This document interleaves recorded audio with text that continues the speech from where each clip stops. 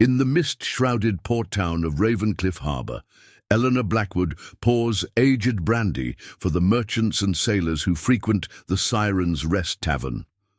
To her customers, she's simply the stern-faced owner who keeps the peace with a sharp tongue and steely gaze. None of them suspect those same eyes once commanded thousands in the bloodiest rebellion the Northern Kingdoms had ever seen. What the brutal Crimson Company mercenaries are about to discover is that Eleanor Blackwood has another name in revolutionary history. For years, she was known as the Tide, the legendary admiral who led the Sea People's rebellion against the tyranny of the Maritime Coalition. Before we jump back in, tell us where you're tuning in from, and if this story touches you, make sure you're subscribed, because tomorrow I've saved something extra special for you. The salt-laden wind whips through Ravencliff Harbour's narrow streets as Eleanor methodically cleans glasses behind the weathered bar of the Siren's Rest. Her movements are precise, economical, though none of her patrons notice how she positions herself to always keep the door and windows in view. To them, she's just another tavern keeper trying to make her way in this bustling port town, known for her no-nonsense attitude and the way she can calm a rowdy sailor with just a look. The evening crowd fills the tables, merchant captains discussing trade routes, weather-beaten fishermen warming themselves after a long day at sea, and the occasional mysterious traveller passing through. The old fiddle player Marcus draws his bow across the strings, filling the tavern with sea shanties while Eleanor maintains her careful watch over the room. It's a habit her customers mistake for simple attentiveness, not recognizing the tactical assessment in every sweep of her gaze. "Another round, Mistress Blackwood," calls Captain Chen from his regular corner table, his face weathered by years at sea, eyes bright with tales of his latest voyage. "Coming right up," she responds, her voice carrying that particular warmth that makes every patron feel welcome while revealing nothing of herself. As she pours his drink, her attention catches movement through the fog-streaked windows. 3 unfamiliar ships sliding into the harbour, their black sails and sleek hulls speaking of speed and hidden purpose. Something in their approach sets off warnings in Eleanor's mind, instincts honed through years she never discusses. Aris, her young serving girl, emerges from the kitchen, adjusting her apron as she brings out fresh bread. "Supply ships late again," she mentions quietly as she passes. "3rd time this month." Her concern is evident. They've heard rumours of merchant vessels disappearing along the northern shipping lanes. Eleanor's response is measured, casual, though her mind catalogues details with military precision. The winter storms can be treacherous this time of year. She doesn't mention how she's noticed the pattern of these delays, how they correspond with whispers of the Crimson Company's ships being spotted in nearby waters.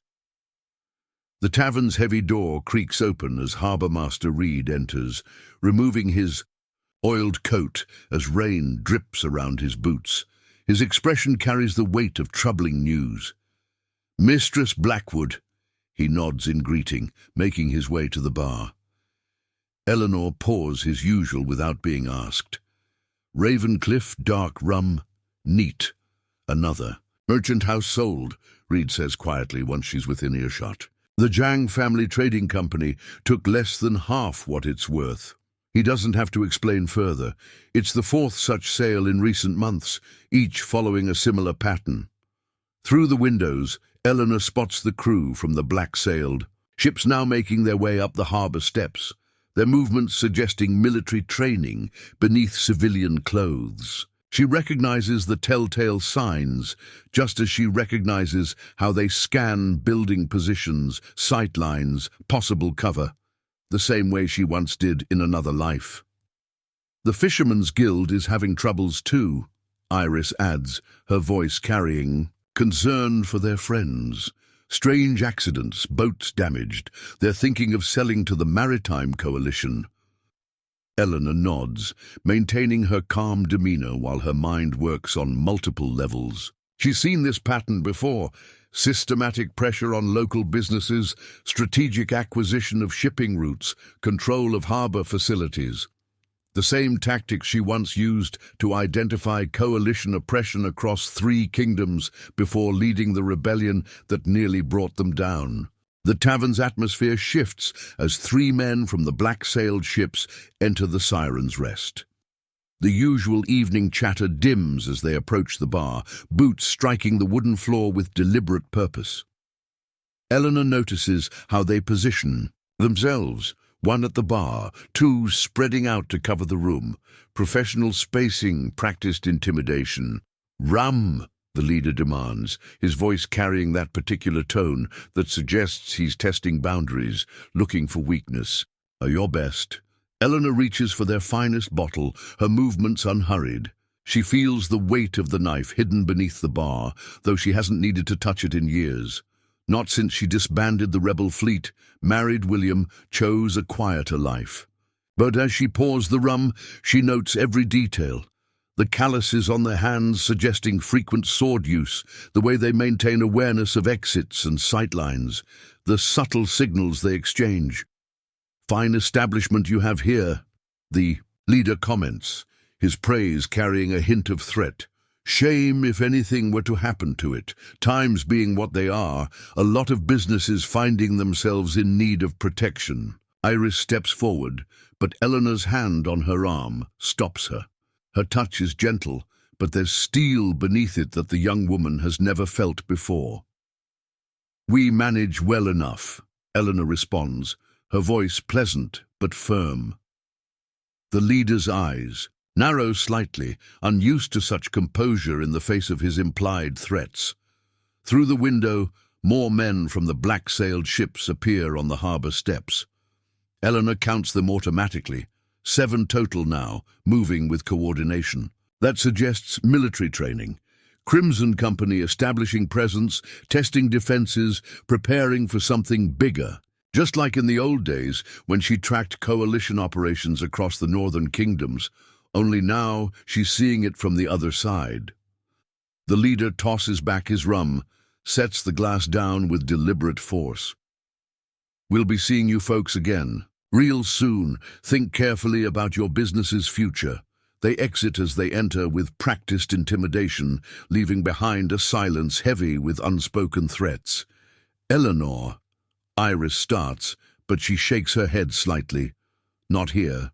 Not now." She's seen that look in the girl's eyes before, the fear of losing everything they've built. But what these men don't understand, what no one in Ravencliff suspects, is that Eleanor Blackwood has spent years building this life precisely because she knows how to protect it. As the evening fog rolls in from the sea, casting the tavern in grey shadows, Eleanor continues her work with the same gentle efficiency her patrons expect. But beneath her careful smile, calculations run through her mind, harbor approaches, defensive positions, response strategies. The tide may have retired from rebellion, but she never truly faded away. These men, this Crimson Company, think they're the predators in this situation. They're about to learn differently. Dawn breaks over Ravencliff Harbor as Eleanor makes her way down the creaking boardwalk toward Catherine Chen's trading house. The early morning mist carries the bite of northern seas, but she notices more than just the weather. 3 unfamiliar vessels are already moored at the military dock, their crews conducting repairs with the practiced efficiency of experienced fighters rather than common sailors. Her fingers itch for the familiar weight of her old command whistle, untouched for years, but still maintained with perfect care. The Siren's Rest's evening crowd grows restless as more Crimson Company members filter into Ravencliff Harbor. Eleanor moves between tables with calculated precision, each seemingly casual, movement masking her assessment of the mounting threat. She counts 15 new faces since midday, their bearings suggesting formal naval training beneath their merchant disguises. The tavern's old door groans as Harbour Master Reed enters, but his usual authoritative stride has been replaced by something more hesitant. Two of Redcliffe's men follow him in, their presence making it clear who really controls the waterfront now. "Evening, Mistress Blackwood," Reed manages, accepting the brandy. Eleanor pours without meeting her eyes. "Quiet night, I hope." The warning in his tone is clear. Stay quiet, don't resist, maybe survive. Through the window, Eleanor spots Victoria Walsh hurrying past, medical bag clutched tight. Another accident victim needs care, but she also notices how the doctor's path takes her past key buildings, her rushed pace masking careful observation. The young physician has become Eleanor's eyes in the harbour, though Victoria doesn't realize the full significance of what she reports. 6 more properties transferred today, Reed continues softly, once Redcliffe's men move away. Shipwrights Guild, fishers' vessels, 2 warehouses overlooking the deep water channel, all legal and proper according to the papers. His voice carries defeat, knowing he's failed to protect his harbour. Eleanor wipes glasses with slow, deliberate movements, her mind cataloguing details. The Shipwrights Guild controls access to the repair docks, the fishing vessels give oversight of the inner harbour, and the warehouses command clear views of the main shipping lane. A pattern forming, just like she used to track in her previous life, leading the rebellion. The fiddle music stops as Victor Redcliffe himself enters the Siren's Rest, flanked by his second-in-command, a scarred man everyone calls the Quartermaster. Eleanor studies their movement while appearing to focus on her work. Redcliffe carries himself with educated precision, his violence wrapped in a veneer of sophistication. The Quartermaster watches the room with predatory intensity, his sword hand never far from his weapon. Mistress Blackwood. Redcliffe approaches the bar, his smile never reaching his eyes. "I trust you've had time to consider our generous offer." His tone suggests the question is mere formality. Behind him, the Quartermaster's hand rests meaningfully on his sword hilt. "We're still considering options," Eleanor responds pleasantly, her voice carrying just the right note of uncertainty. Let them think they sense fear. Let them mistake caution for weakness. She's played this game before in darker waters with higher stakes. Options become limited in troubled times, Redcliffe observes, scanning the tavern with calculated attention. So many accidents lately. Fires, theft, unfortunate falls into the harbour. A business needs protection to survive. He leans forward slightly. "Special rate for you, Mistress Blackwood, in honour of your fine establishment." Eleanor notes how his men position themselves throughout the room, professional spacing meant to control space and intimidate. She also spots young Marcus, the fiddle player, slipping out the back, likely running to warn his father about another accident in the making. She'll need to move faster than planned. Preparing and narrating this story took us a lot of time. So if you are enjoying it, subscribe to our channel. It means a lot to us. Now back to the story. The door swings open again as Catherine Chen enters, her face pale but determined. "Mistress Blackwood?" She approaches the bar, deliberately turning, her back on Redcliffe. "That special order arrived, the one from your friend in Port Skyholm." Her eyes carry meaning. Something has happened that can't wait. "If you'll excuse me," Eleanor nods politely to Redcliffe. "Business matters." She moves to follow Catherine, noting how the Quartermaster shifts to maintain clear lines of sight. Professional paranoia, but he's watching the wrong threat. In the back storeroom, Catherine's composure cracks. "They took James Fisher," she whispers, "dragged him from his sickbed, said they needed to discuss his fishing rights. Mari's beside herself, and Victoria says he won't survive long without proper care." Eleanor's response is measured, calm, though her mind races through implications and options. "When?" "An hour ago.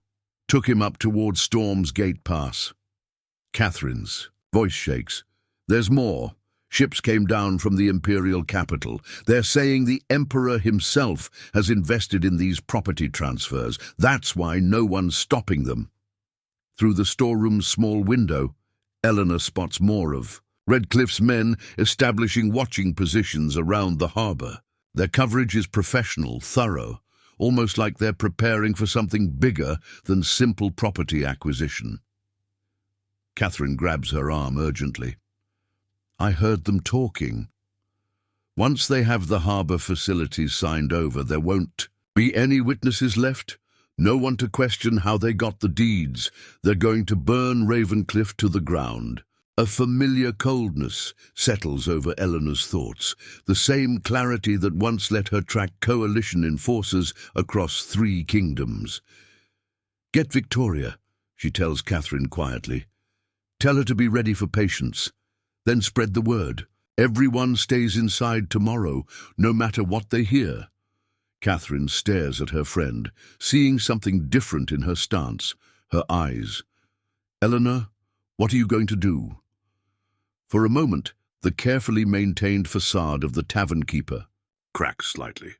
Catherine catches a glimpse of someone else, someone who carries herself with the kind of confidence that comes from commanding fleets and fighting tyranny at sea. Going to check our supplies, Eleanor responds simply. Sometimes a special order from Port Skyholm is exactly what a harbour needs. Her voice carries calm certainty that makes Catherine study her with new eyes, wondering about stories she's heard of revolutionary justice delivered by shadow admirals. In the main room, Redcliffe's voice carries clearly. Consider our offer overnight. Mistress Blackwood, we'll expect an answer in the morning. The threat in his tone is unmistakable. Eleanor's hand brushes against the hidden compartment in the storeroom wall, where oiled leather wraps old tools she hasn't called on in years. Time to remember other skills, other names. Time to show Redcliffe's company why some legends never truly retire. The tide has watched long enough. Tomorrow, the real battle begins. Through carefully positioned mirrors, Eleanor tracks movement in the streets as more of Redcliffe's men establish night positions. She counts 8 new arrivals, their weapons and gear suggesting a serious naval background. These aren't common pirates. Their coordination speaks of formal training, possibly a former Imperial Navy turned mercenary. Found something? Iris whispers, emerging from the hidden cellar where Eleanor keeps her most private stores. The girl spreads documents on a crate. Papers Catherine copied from the harbour master's office during the earlier confusion. These aren't just property transfer orders for the harbour facilities. Eleanor studies the documents with tactical attention, her mind connecting pieces others might miss. Military requisition forms, she notes, signed by Admiral Chen. But look at the dates. Admiral Chen died 2 months ago. Iris confirms. These signatures are forged, perfect forgeries, but still. The storeroom's hidden door opens as Victoria Walsh slips in, her medical bag containing intelligence rather than medical supplies. Redcliffe's men are moving something through the old smuggler's tunnels, she reports. Heavy crates, armed guards, Imperial markings, but they're not regular Navy supplies. Eleanor's mind works on multiple levels as she processes this information. The property acquisitions are just cover for something else. Through their observation network, she spots more of Redcliffe's men arriving, but these ones are different. Their weapons and gear suggest a serious military background, though they wear no official uniforms. A sharp whistle from above, Marcus's warning signal, draws Eleanor's attention to 3 sleek warships gliding into Ravencliffe's outer harbour under cover of darkness. Their design is unmistakable, Imperial Shadowhawks, vessels reserved for the Emperor's most secretive operations. Yet these ships carry no official markings, their black hulls absorbing what little moonlight penetrates. The fog. These aren't just military requisition forms, Iris whispers, studying the documents with growing concern. She spreads out more papers retrieved from her network of informants throughout the harbour. Look at the shipping manifests. Weapons, being moved from imperial arsenals, but nothing that matches official inventory records. Eleanor's tactical mind connects patterns as Victoria adds her own intelligence. The patients they've been bringing to my clinic? Imperial Marines, but their uniforms are wrong. The insignias are outdated, like they're trying to hide who they really are. Through her carefully positioned observation posts, Eleanor watches. A group of men disembark from the Shadowhawks. Their movements suggest elite military training, but something else catches her eye. They carry diplomatic pouches bearing the seal of the Frost Kingdom, the Empire's bitter rival to the north. Found something else. Catherine emerges from the hidden passage connecting the harbour's old smuggling tunnels. Overheard Redcliffe's men in the lower Warrens. They mentioned Operation Wintertide and something about asset reallocation from the Imperial Fleet. Eleanor's expression shifts slightly at the coded phrases. The Imperial Fleet, where she once served before discovering the corruption that led her to lead the rebellion. The Winter Fleet exercises, she says softly. The Emperor's entire northern naval force will be anchored at Storm's Gate Pass in 3 days. A subtle signal from above, 3 quick taps, warns of approaching danger. They quickly conceal, their evidence as heavy boots sound on the tavern's upper floor. Through hidden peepholes, they watch Redcliffe himself enter with men whose bearing suggests serious Imperial intelligence connections. But Eleanor notes details others might miss, how they carry themselves, how they handle their weapons. Not current operatives, but former Imperial agents who've turned their training to darker purposes. More ships approach through the fog, but Catherine's sharp eyes spot the deception. Those aren't merchant vessels. The cargo peaks are wrong. They're disguised warships, probably more Shadowhawks. Eleanor processes this information with practiced precision. Property acquisitions, forged documents, disguised warships. Her voice carries the analytical edge that once made her the Empire's most feared opponent. They're not just taking over the harbour, they're creating a shadow fleet. There's more. Victoria produces a crumpled message she retrieved from one of her patients. Decoded it using the cipher you taught me. Lists of Imperial naval officers, ship positions, patrol schedules, everything needed to coordinate a massive strike. Through their surveillance network, they observe more pieces of the puzzle falling into place. The quartermaster meets with men wearing Frost Kingdom merchant insignias, exchanging documents and what appears to be detailed maps of Imperial naval installations. It's worse than we thought, Iris reports, her young face grim as she returns. From another scouting run, those merchants from the Frost Kingdom, their military advisors, saw them reviewing tactical plans with Redcliffe, detailed drawings of Imperial warships, defense positions, emergency protocols. Eleanor's mind races through implications as she studies the harbour through carefully placed mirrors. Not just stealing ships or taking over ports. They're building a shadow navy, using stolen Imperial vessels and corrupted officers to strike at the heart of the Empire's northern fleet. The winter exercises would be perfect cover, Catherine adds, her merchant's mind grasping the strategy. The entire northern fleet gathered in one place, following standard protocols, expecting no threat from what appears to be their own ships. A sharp whistle from their lookout position, danger approaching. Through their observation network, they watch more of Redcliffe's men escort someone into the Siren's Rest. Eleanor recognizes Admiral Walsh, Victoria's father, reportedly killed in a naval engagement 2 months ago. Yet here he walks, very much alive, conferring with Redcliffe's officers. The dead admiral, Victoria whispers, her face pale. He's been helping them plan this. That's why they faked his death. He knows every detail of the Northern Fleet's winter protocols.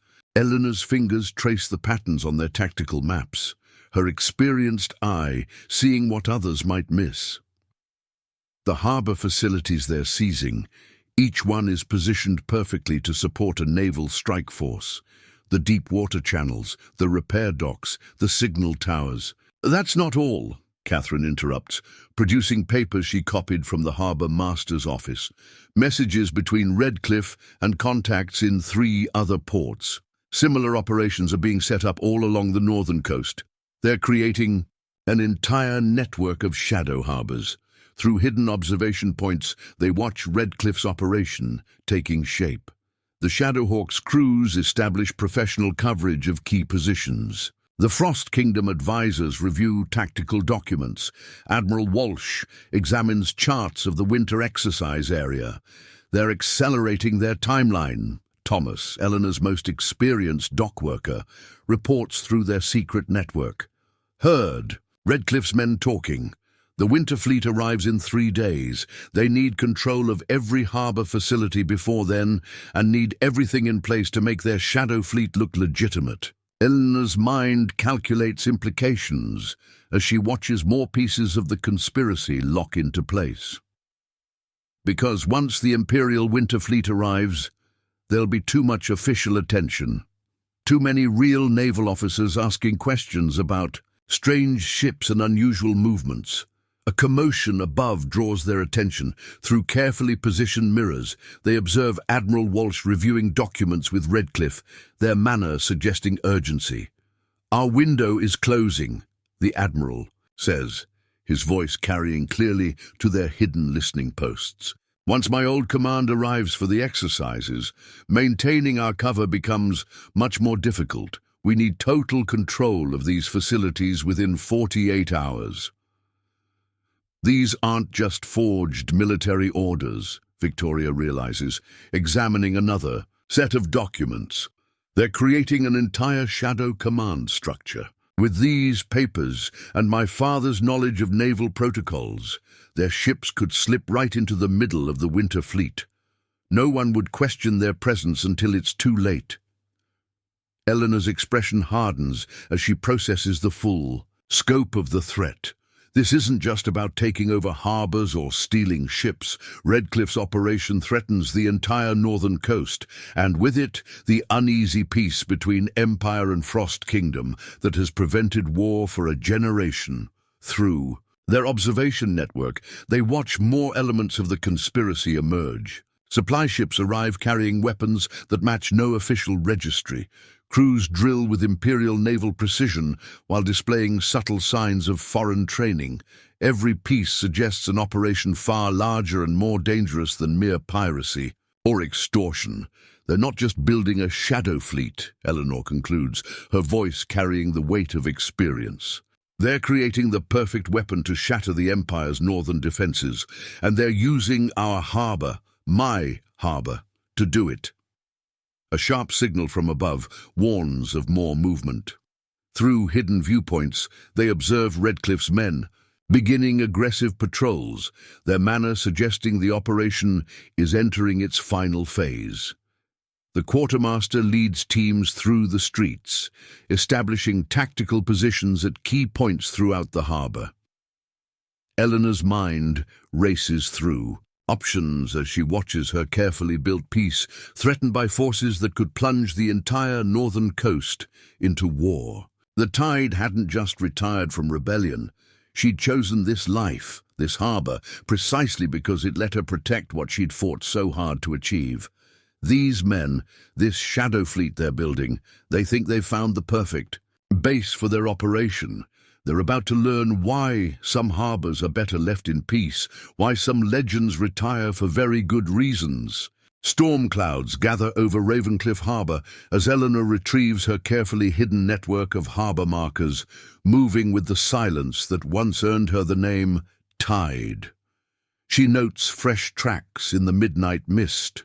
Redcliffe's men conducted another night patrol, their military precision showing in their coverage patterns, but they missed her signs just as they've missed so much else.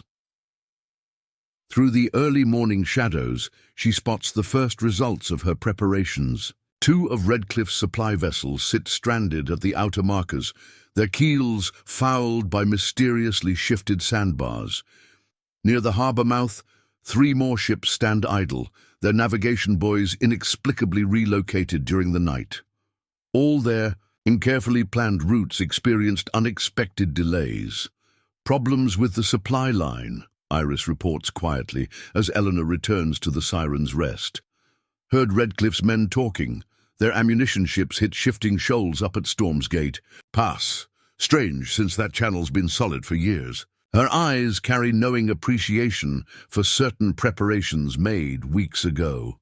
Eleanor moves through her morning routine with practiced efficiency, her actions masking careful observation through their network of mirrors and watching posts. She tracks mounting frustration among Redcliffe's men, professional soldiers finding their plans disrupted by seemingly natural obstacles that someone with intimate knowledge of the harbor's secrets might arrange. That's not all, Catherine whispers. Arriving with the morning deliveries. 3 more ship crews refused to cross the Thunder Channel, said the marker lights looked wrong, wouldn't risk their vessels.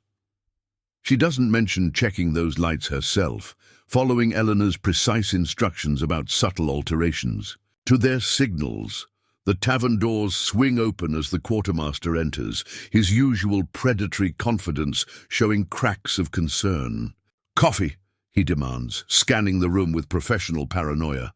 Through the window behind him, Eleanor spots more of Redcliffe's men gathering, their discussions suggesting growing tension. "Supply problems?" she asks innocently, pouring his coffee with seemingly nervous hands.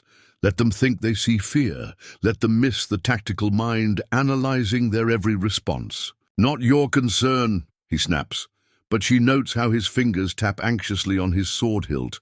Behind him she watches Redcliffe himself ride in, his military bearing not quite hiding growing frustration.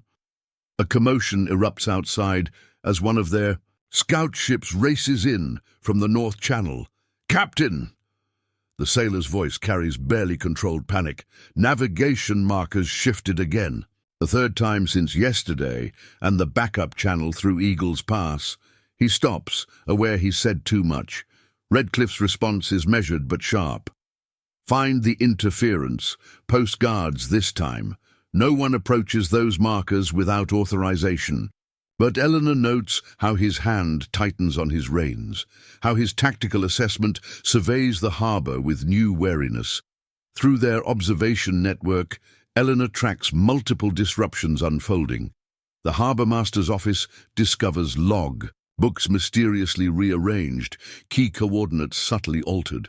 The bank finds certain documents missing, replaced by seemingly identical copies that Victoria meticulously prepared. "Message from the Northern Watchtower," Thomas signals through their hidden communication system.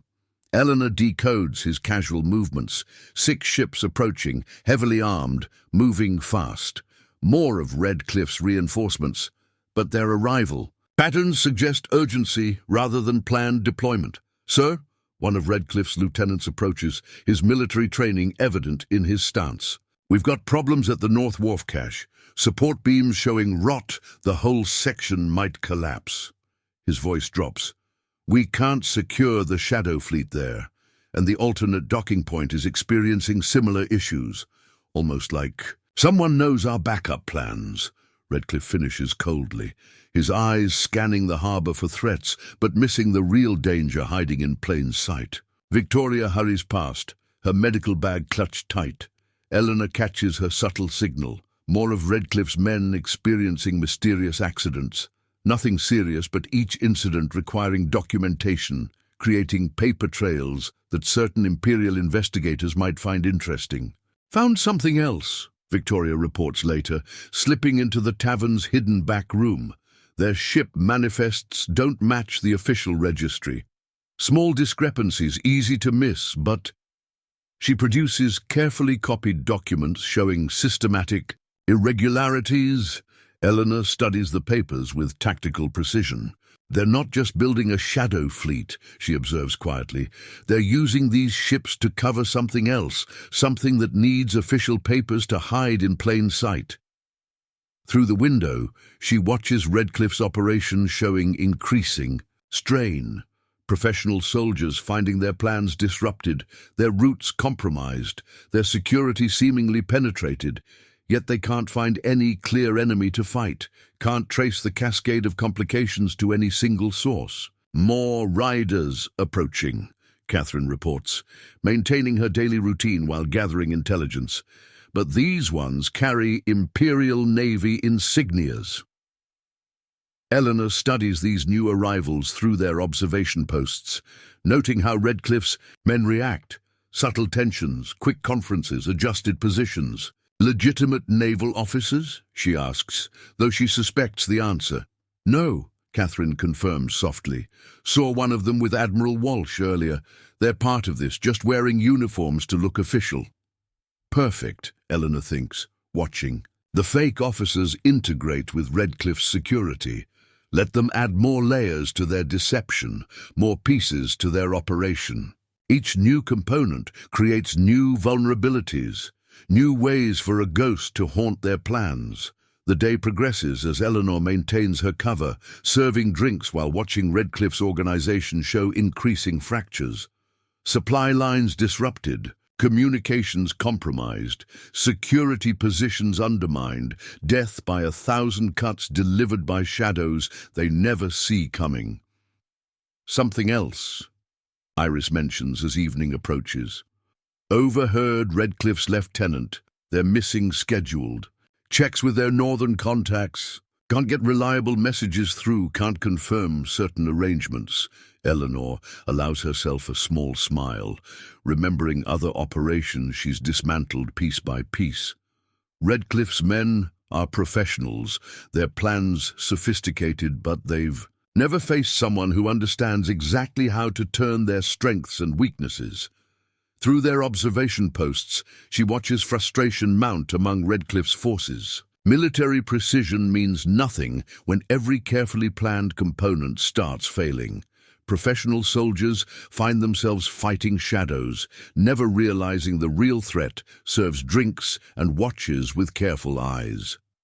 The tide hasn't just been disrupting supplies and communications. She's been systematically exposing weaknesses, creating doubt, forcing reactions that reveal deeper vulnerabilities.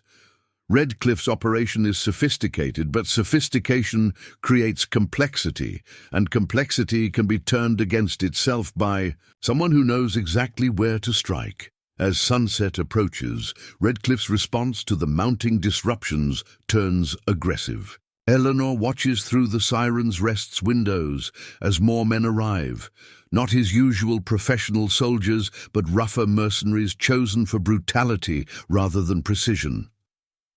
Making examples now, Thomas reports quietly, returning from checking their hidden observation posts. Broke Marcus's fiddle when he couldn't explain why the navigation lights kept shifting.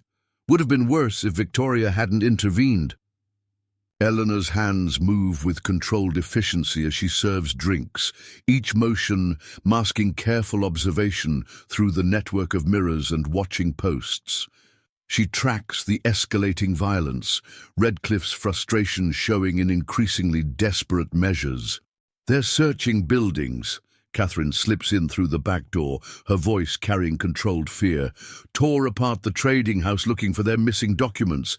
Found this in the mess. She produces a crumpled paper. Orders. Revealing more of Redcliffe's operation than he intended. Before Eleanor can examine it, the tavern doors burst open. The quartermaster enters with 4 men, their manner suggesting this isn't a social call. "Back room," he orders, hand resting meaningfully on his sword. "Captain wants a word." Eleanor maintains her carefully crafted demeanor of nervous submission as they escort her to her own back room. Redcliffe waits there, his military bearing almost hiding the strain of recent setbacks. Almost, but not quite, not to eyes trained. To read such signs, the pre-dawn darkness shrouds Ravencliff Harbour as Eleanor makes final preparations in the Siren's Rest's hidden cellar. Her movements are precise, measured, each action reflecting years of command experience. Through their observation network, she tracks Redcliffe's forces taking positions throughout the harbour.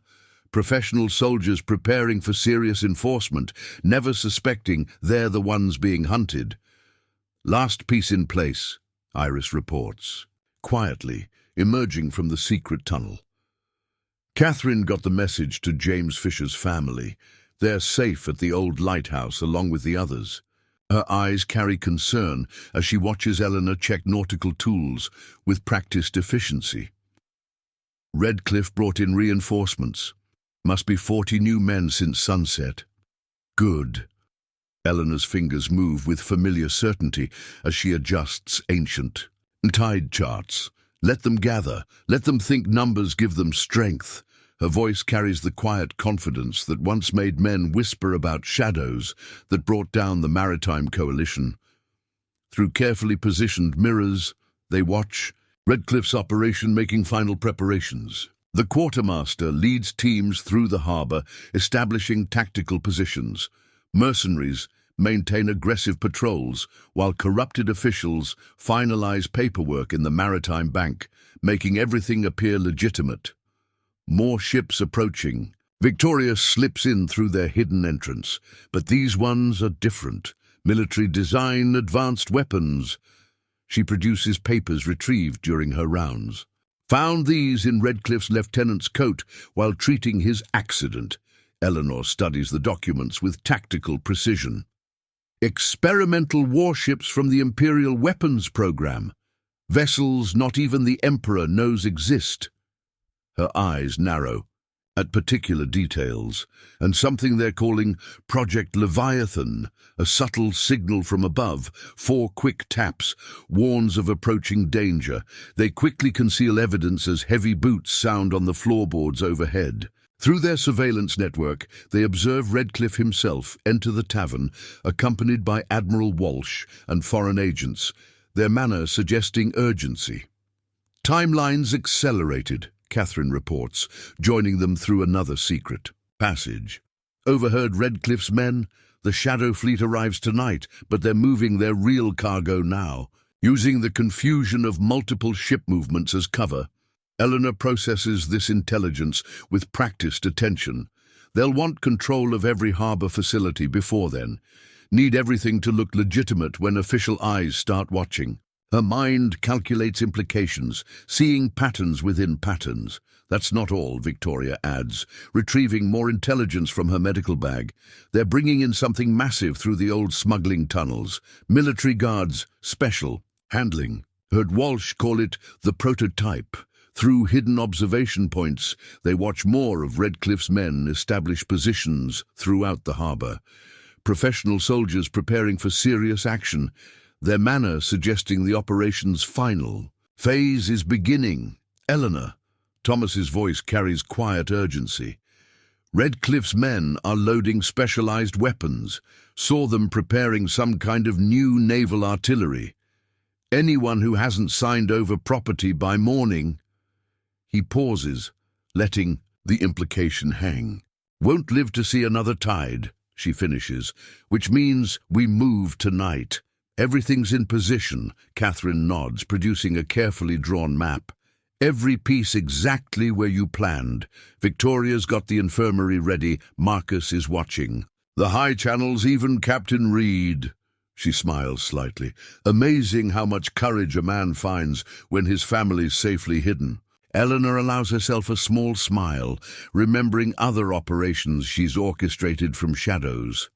Redcliffe thinks he's created the perfect plan. Military precision, official connections, legitimate cover. But he's never faced someone who knows exactly how to turn such strengths into weaknesses.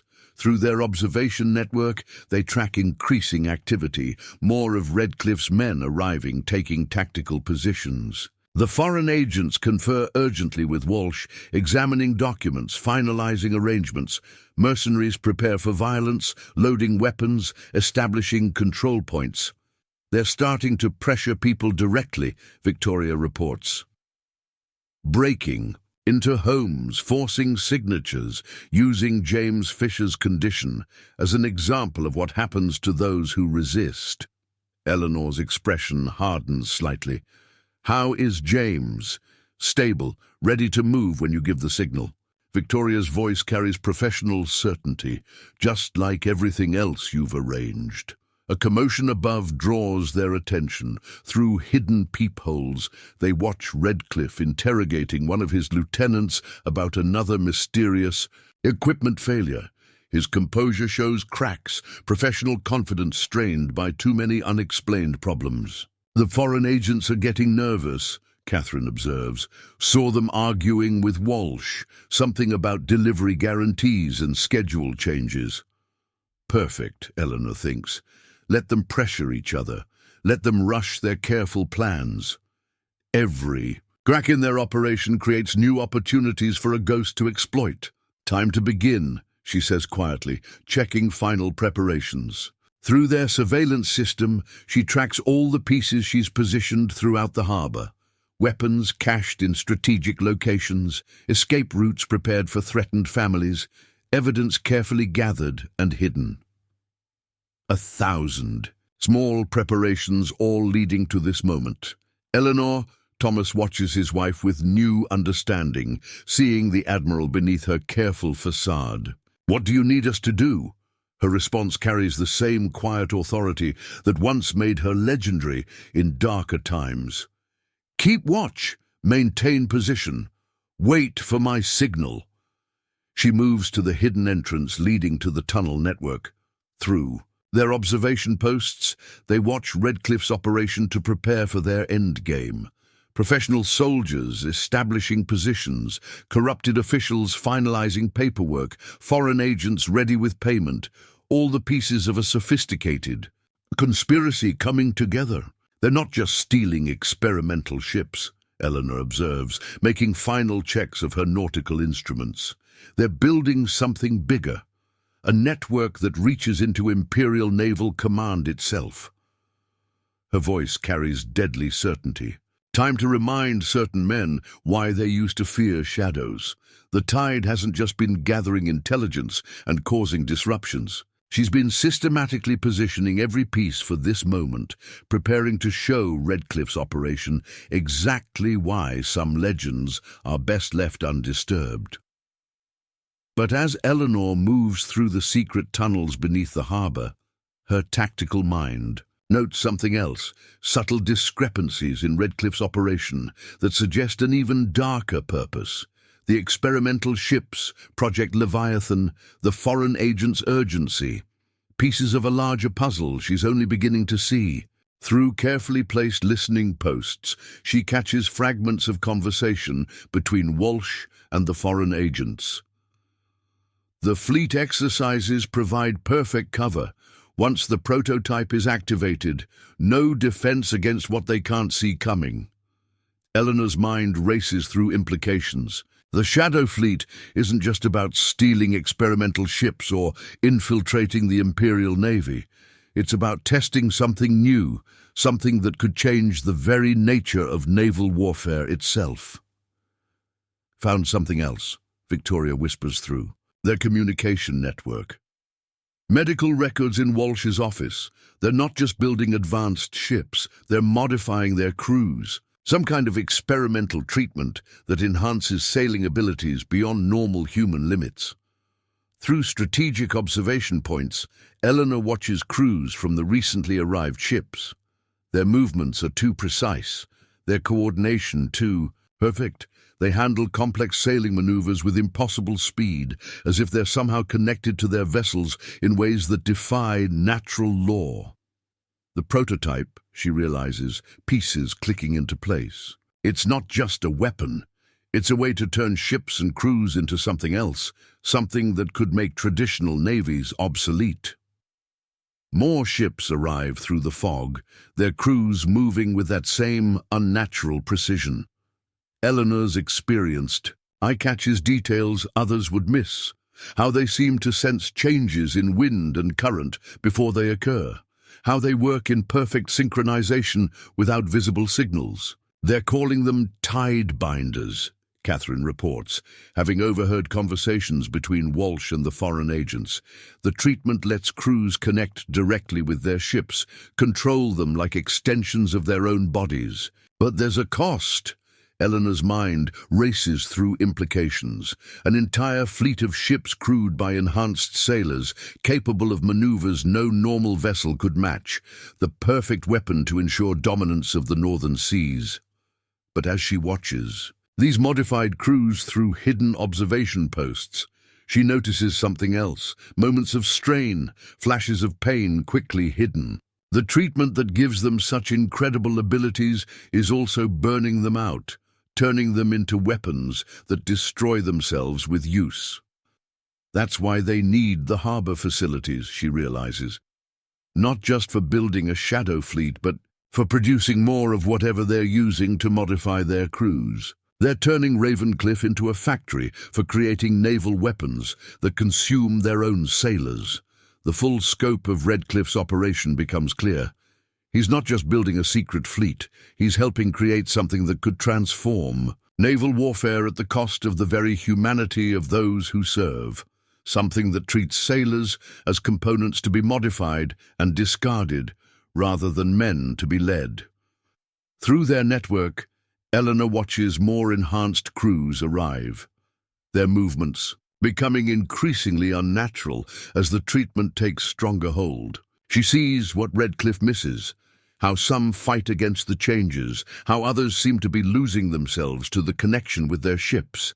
It's time, she realizes, to do more than just save her harbor. She has to stop this perversion of everything she once fought for, this attempt to turn the very spirit of seamanship into a weapon that devours its wielders.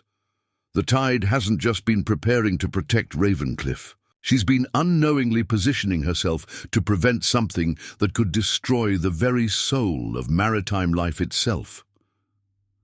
The midnight hour finds Ravencliff Harbor transformed as Redcliffe's operation reaches its crucial phase. Through her hidden network of observation points, Eleanor watches the unnatural precision of the enhanced crews as they secure strategic positions. The quartermaster's men conduct aggressive searches for any signs of resistance, while Walsh oversees the arrival of more prototype ships, their modified crews moving with increasingly inhuman coordination. "Something's happening at the Maritime Bank," Thomas reports through their communication network. Redcliffe's men found discrepancies in the forged documents. They're starting to realize how much of their paper trail has been compromised. Eleanor moves through shadow and secret passages, her years of experience guiding every calculated step. The carefully maintained image of the simple tavern keeper forgotten, each movement now reflects the admiral who once outmaneuvered the Maritime Coalition's finest strategists.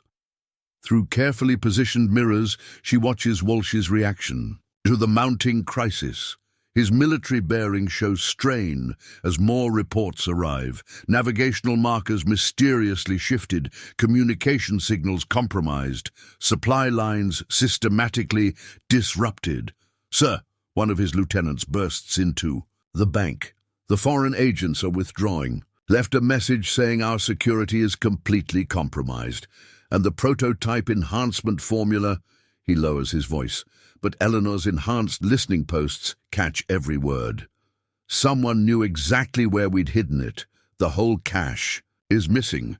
Walsh's response carries cold fury. "Find Blackwood now." His tactical assessment surveys the harbor with new understanding. "All these problems started when we pressured her property. All these carefully planned accidents targeting exactly what we couldn't afford to lose." The quartermaster leads a team toward the Siren's Rest, their manner suggesting serious violence, but Eleanor is already moving. She remembers other operations, other conspiracies she's dismantled piece by careful piece. "They're starting to figure it out," Victoria reports, via their secret network. Heard Redcliffe's men talking. They're realizing these aren't random problems, starting to understand someone who knows their operation too well. Through their surveillance system, they watch Redcliffe's organization reach a breaking point. Professional soldiers facing an enemy they can't find, their tactical training useless against a ghost who knows their every move before they make it. "Eleanor," Catherine's voice carries an urgent warning. They're gathering at the tavern. Redcliffe, Walsh, all their command, looking for you. She pauses. They know about the tunnels. Perfect. Eleanor's fingers brush against ancient nautical instruments, tools that once helped her navigate rebellions and revolutions. Let them come. Let them think they've finally found their enemy. The tavern doors burst open as Redcliffe's men storm in, weapons ready. Their search is professional, thorough, but they miss the hidden observation posts Eleanor installed months ago. Miss how she tracks their every movement. Mrs. Blackwood, Walsh's voice carries deadly precision. Or should I say, the tide. Through her surveillance network, Eleanor watches realizations spread through their ranks. Professional soldiers finally understand exactly who they've been facing, finally recognizing the legend they've awakened. Impossible, the quartermaster growls. The tide disappeared years ago, was never even seen clearly, just stories about rebellions won from shadows, about coalition fleets found. His voice trails off as pieces connect. About naval operations dismantled from within. Walsh finishes coldly. About sophisticated plans falling apart piece by piece. About admirals becoming prey. His tactical assessment takes on new urgency. Search everything, find her, now. Eleanor moves like sea mist through her prepared positions, remembering skills that once made her feared across 3 kingdoms. Each step calculated, each movement precise, as she prepares to show these men exactly why some legends are best left undisturbed. Sir, another lieutenant rushes in. Just got word from the Imperial capital. Our contacts there, they're all missing. Found evidence someone's been documenting everything. Every deal, every corrupted official, every modified crew. Walsh's composure finally cracks. Lock down the harbor, no one leaves. Burn anything we can't control. His voice carries desperate fury. Find Blackwood, find our documents, kill anyone who might have helped her.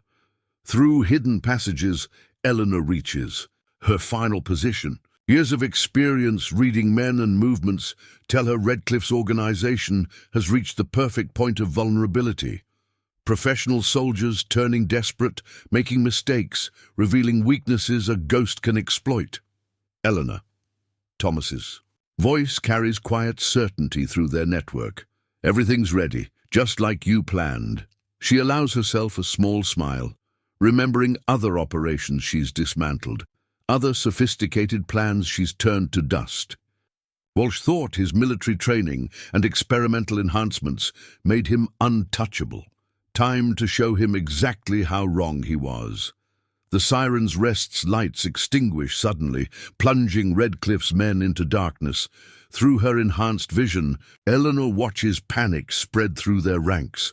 Professional soldiers finding themselves hunted by shadows they can't fight. Looking for me, Admiral? Her voice seems to come from everywhere and nowhere, carrying the same quiet authority that once made coalition commanders surrender rather than face her. Wondering how your perfect operation fell apart?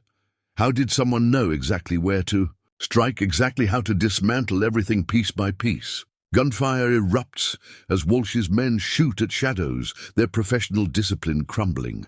Through her prepared positions, Eleanor moves like a ghost, each step placing her exactly where she needs to be. You should have researched more carefully. Her voice carries deadly precision. Should have wondered why a simple tavern keeper chose this exact harbor. Why did she spend years preparing certain defenses, certain observation posts? More of Walsh's men rush in, but Eleanor is already moving, years of experience guiding every action, every calculated step leading to this moment. The tide didn't disappear, she continues, her voice seeming to shift locations with each word. She just found a quieter way to hunt, a perfect position to watch for certain operations, certain sophisticated plans that needed dismantling. Through their surveillance network, her allies watch Walsh's organization collapse into chaos. Professional soldiers discovering too late exactly who they've been facing, exactly why some legends are best left alone. "It's over, Walsh." Eleanor's voice carries absolute certainty. "Your operation exposed, your foreign agents gone, your enhanced crews documented. Time to learn why some reputations were earned in shadow and storm." But as chaos erupts through the harbor, Eleanor's tactical mind notes new movements. The enhanced crews of the prototype ships beginning to act strangely, their modifications taking on unexpected forms. Through carefully placed observation posts, she watches them move with increasing urgency, as if responding to some signal only they can sense. "Eleanor," Victoria's voice carries professional concern through their network. "Something's happening to the modified sailors. Their connection to the ships, it's growing stronger, but it's not stable. They're losing control." Through strategic positions, Eleanor watches the enhanced crews begin to merge more completely with their vessels, the experimental treatment pushing them beyond human limits. The prototype ships move with impossible coordination, but there's something wrong in their movements, something that suggests the boundary between sailor and ship is breaking down entirely. "Found Walsh's research notes," Catherine reports urgently. "The treatment wasn't finished, wasn't properly tested. The more it enhances their connection to the ships, the more it—" She pauses, horror in her voice. "The more it consumes them." Eleanor's mind races through implications as she observes the deteriorating situation. Walsh hasn't just created enhanced sailors. He's started a process that's transforming them into something else entirely, something that threatens not just Ravencliff, but the very nature of maritime life itself. The ghost has finished hunting. The real battle for the soul of the sea is about to begin. Thunder crashes over Ravencliff Harbour as Eleanor witnesses Walsh's experimental treatment spiral beyond control. Through her network of hidden positions, she watches the enhanced crews merge more completely with their vessels, the boundary between sailor and ship dissolving in ways that defy natural law. "The process is accelerating," Victoria reports through their secret communication system, her medical training evident in her analysis. "Their physical forms are becoming unstable. It's like the ships themselves are absorbing them." Eleanor moves through shadow with deadly precision, each step calculated as she observes this terrifying transformation. The prototype ships now move with impossible fluidity, their hulls rippling like living tissue, their enhanced crews no longer distinguishable from the vessels they once commanded. "Found something in Walsh's private logs," Catherine whispers urgently through their network. The treatment wasn't just about enhancing sailing abilities. They were trying to create living ships, vessels that could think and act on their own, powered by the transformed consciousness of their crews. Through carefully positioned mirrors, Eleanor watches the horror unfold. The prototype ships begin to pulse with an inner light, their wooden hulls taking on an organic quality. Where once stood proud naval vessels now writhe half-alive abominations, their crew's humanity sacrificed to Walsh's twisted vision. "Sir," one of Redcliffe's lieutenants approaches Walsh in panic. "The enhanced crews, they're not responding to commands anymore. The ships, they're changing, moving on their own." His voice carries raw fear. "What have we created?" Walsh's response is cold, calculated, though Eleanor notes the tremor in his hands.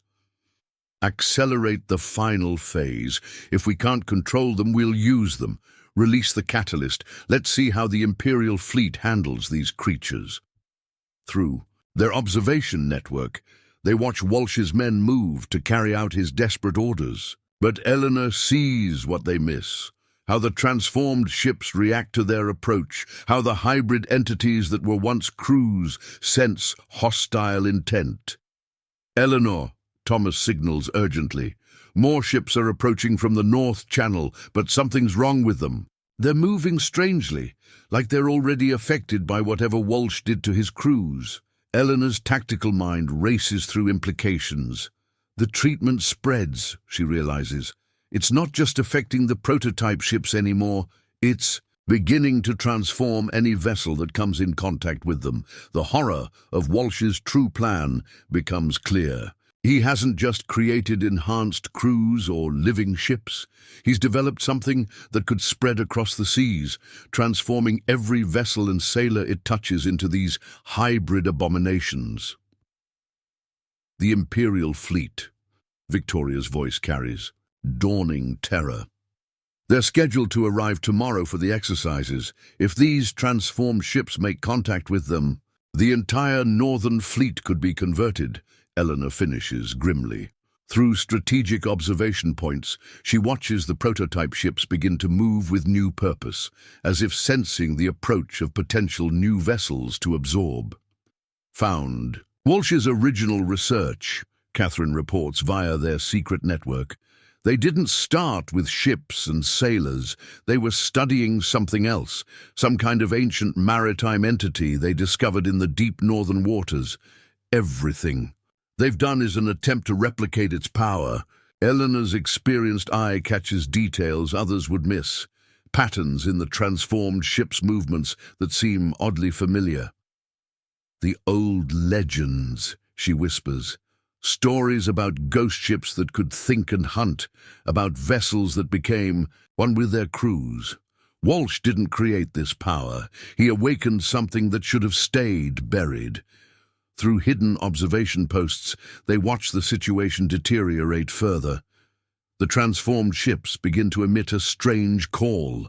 Not sound exactly, but something that resonates with nearby vessels. Normal ships in the harbor start to vibrate in response, their crews experiencing the first signs of the change.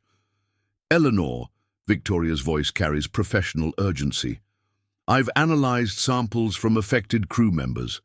The treatment doesn't just transform them physically. It connects them to something else, something vast and ancient in the deep. These ships aren't just changing. They're becoming part of whatever entity Walsh discovered. A terrible cry echoes across the harbor. Not quite human, not quite natural. Through their surveillance network, they watch one of the prototype ships complete its transformation. Where once stood a proud naval vessel, now writhes something that defies description.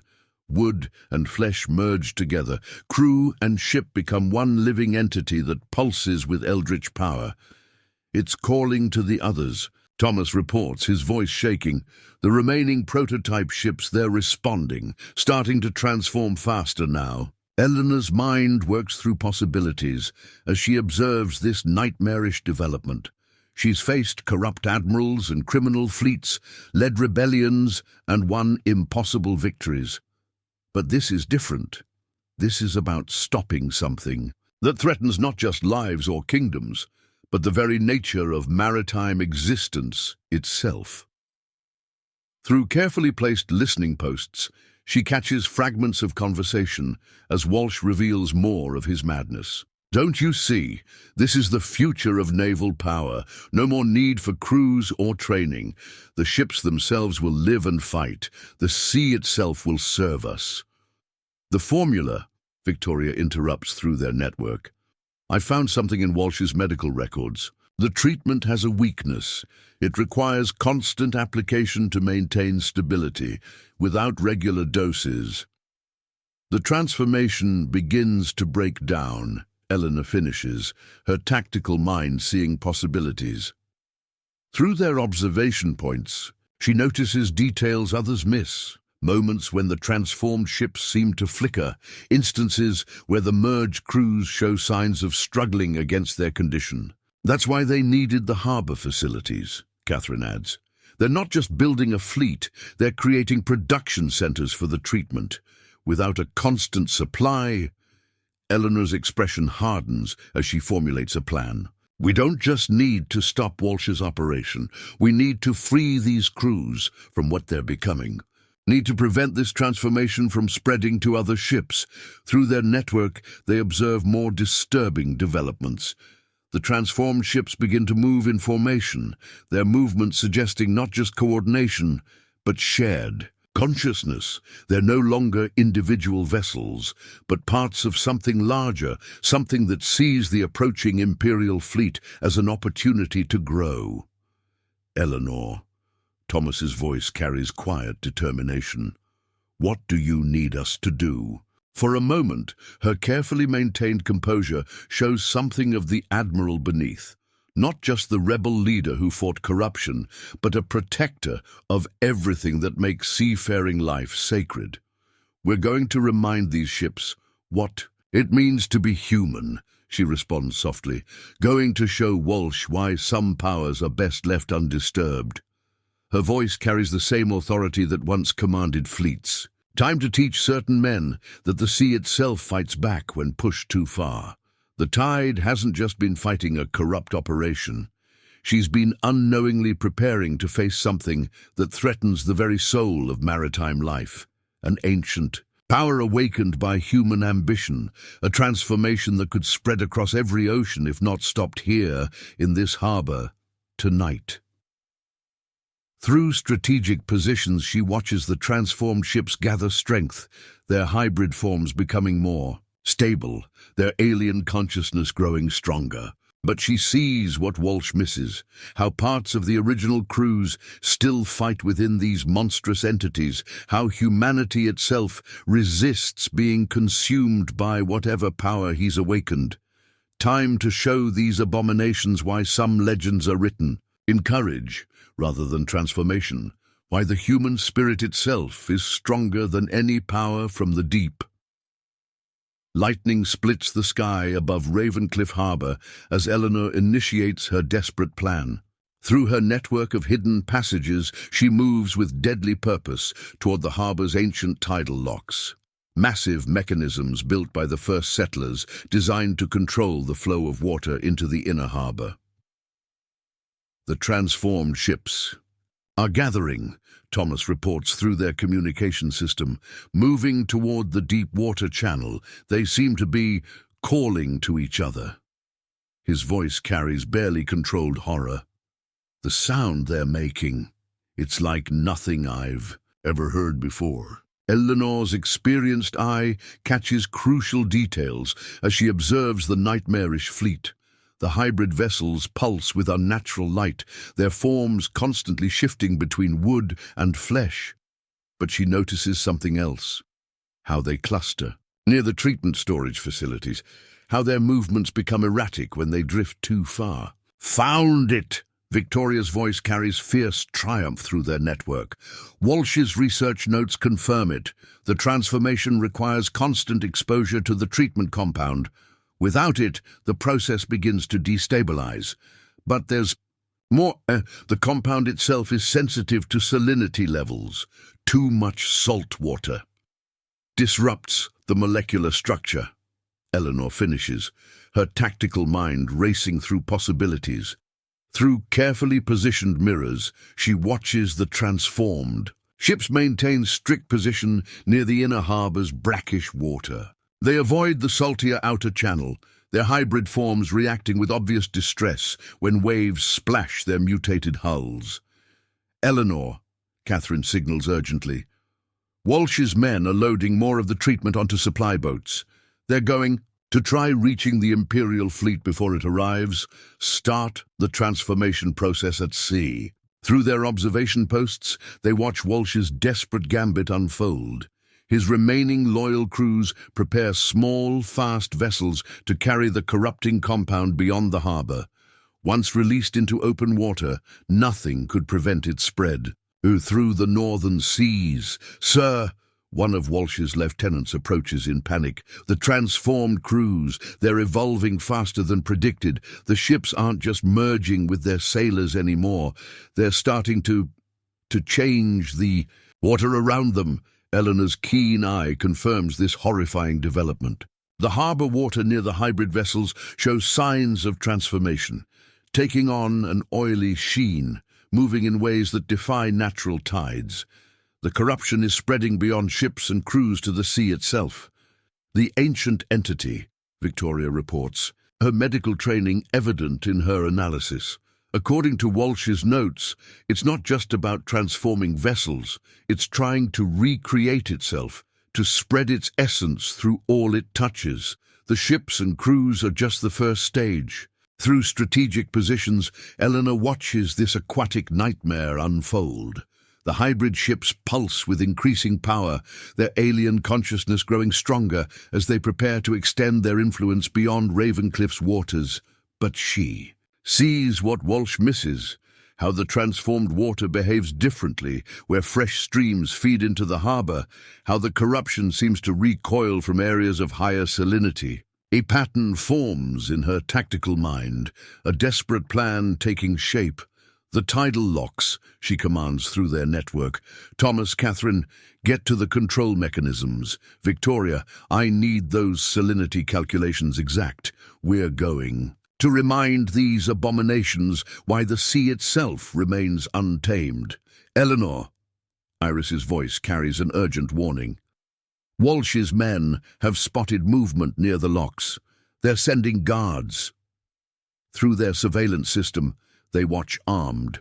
Soldiers move to secure the ancient mechanisms. Perfect. Eleanor's fingers brush against tools she hasn't touched since her rebel days. Let them come. Let them think they understand what they're guarding. The lock chamber's massive gears groan as Eleanor begins her work. Each movement calculated. From years of studying the harbour's construction, through hidden observation posts, she watches Walsh's guards react to the sound, professional soldiers moving to investigate, never suspecting the real threat comes from passages they don't know exist. Eleanor? Victoria's voice carries professional precision.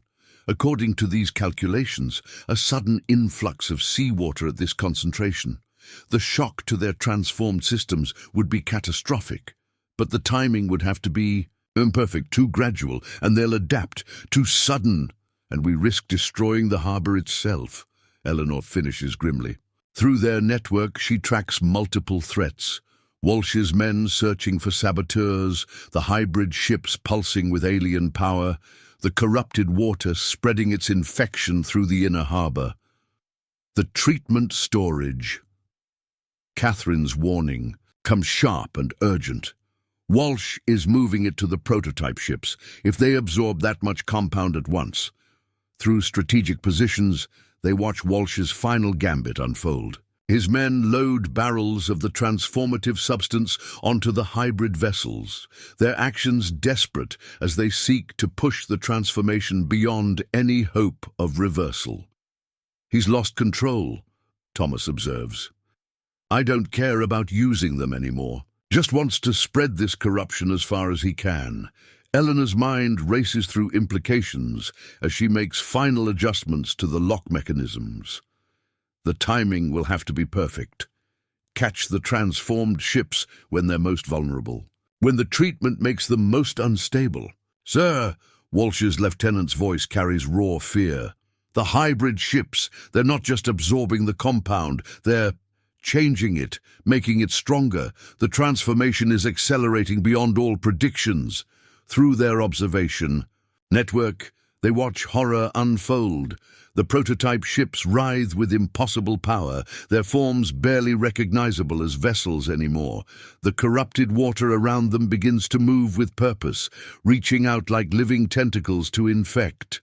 More of the harbour. Now, Eleanor, Victoria's voice carries desperate urgency. Their molecular structure is at its most unstable. If we're going to break this transformation, it has to be now. Eleanor's hands move with practiced efficiency as she engages the ancient mechanisms. The massive lock gates groan with age-old power as they respond to her commands. Through strategic positions, she watches Walsh realize too late what's happening. The locks! His voice carries genuine fear for the first time. Stop. She's going to flood the inner harbour. But Eleanor's plan is already in motion.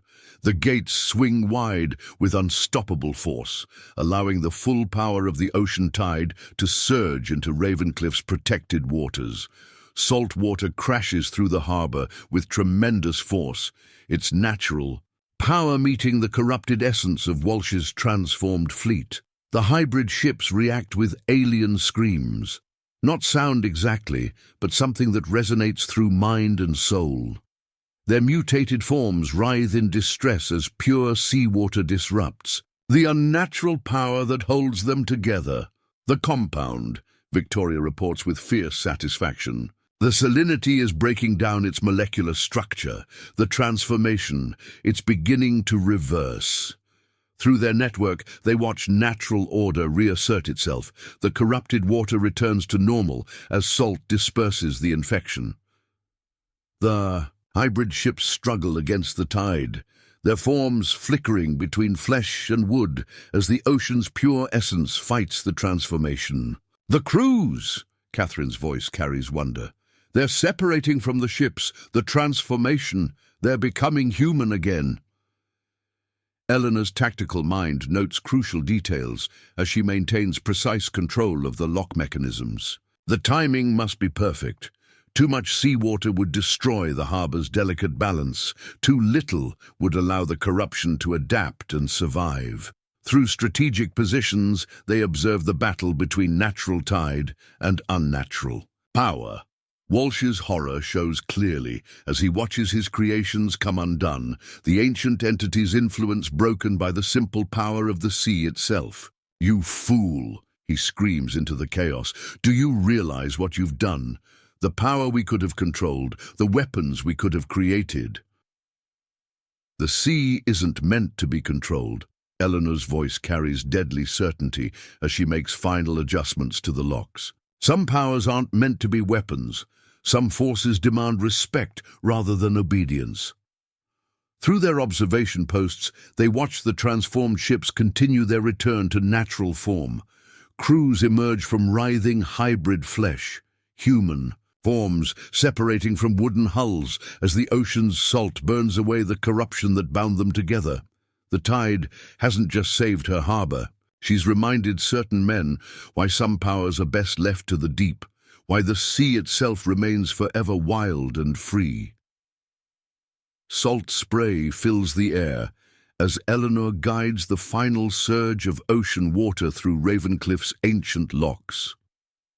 The transformed ships continue their painful return to natural form, their hybrid flesh separating from wooden hulls as the sea's pure essence burns away Walsh's corrupting influence. The crews are stabilizing, Victoria reports through their network, her medical training focused on the human cost. Their physical forms are fully separated from the ships, but their minds, they remember everything, the transformation, the alien consciousness they were becoming part of. Through carefully positioned mirrors, Eleanor watches the rescued sailors struggle with their returned humanity. Some weep openly, others stand in shocked silence, all forever changed by their experience. As part of Walsh's twisted vision, "Found something in the treatment facility," Catherine signals urgently. "Records of earlier experiments. These weren't the first crews Walsh transformed. There were others, kept in secret facilities along the coast, and they're still out there." Eleanor's tactical mind races through implications as she maintains precise control of the tidal locks. Through their observation posts, she spots a new movement, Walsh's remaining loyal forces gathering for desperate action, their manner suggesting a contingency plan enacted. "Sir!" One of his lieutenants approaches with clear panic. "Emergency signals from the northern facility. The containment tanks are failing. The original specimen, it's awakening." Walsh's response carries maniacal satisfaction rather than fear. "Perfect. Let them see what true power looks like. Let them face what we found in the deep." A terrible sound echoes across the water, not quite a roar, not quite a ship's horn, but something that resonates through mind and soul. Through their surveillance network, they watch horror films from the Northern Channel. "By all gods," Thomas whispers through their communication system. "That's no transformed ship. That's what they were trying to copy, what they found in the deep waters." Eleanor's experienced eye confirms the terrifying truth. A massive shape moves through the outer harbor, its form constantly shifting between vessel and sea creature. Not a hybrid created by Walsh's treatment, but something ancient and natural that should have remained undisturbed. The source, Victoria realizes, consulting Walsh's records. They found it during deep water exploration.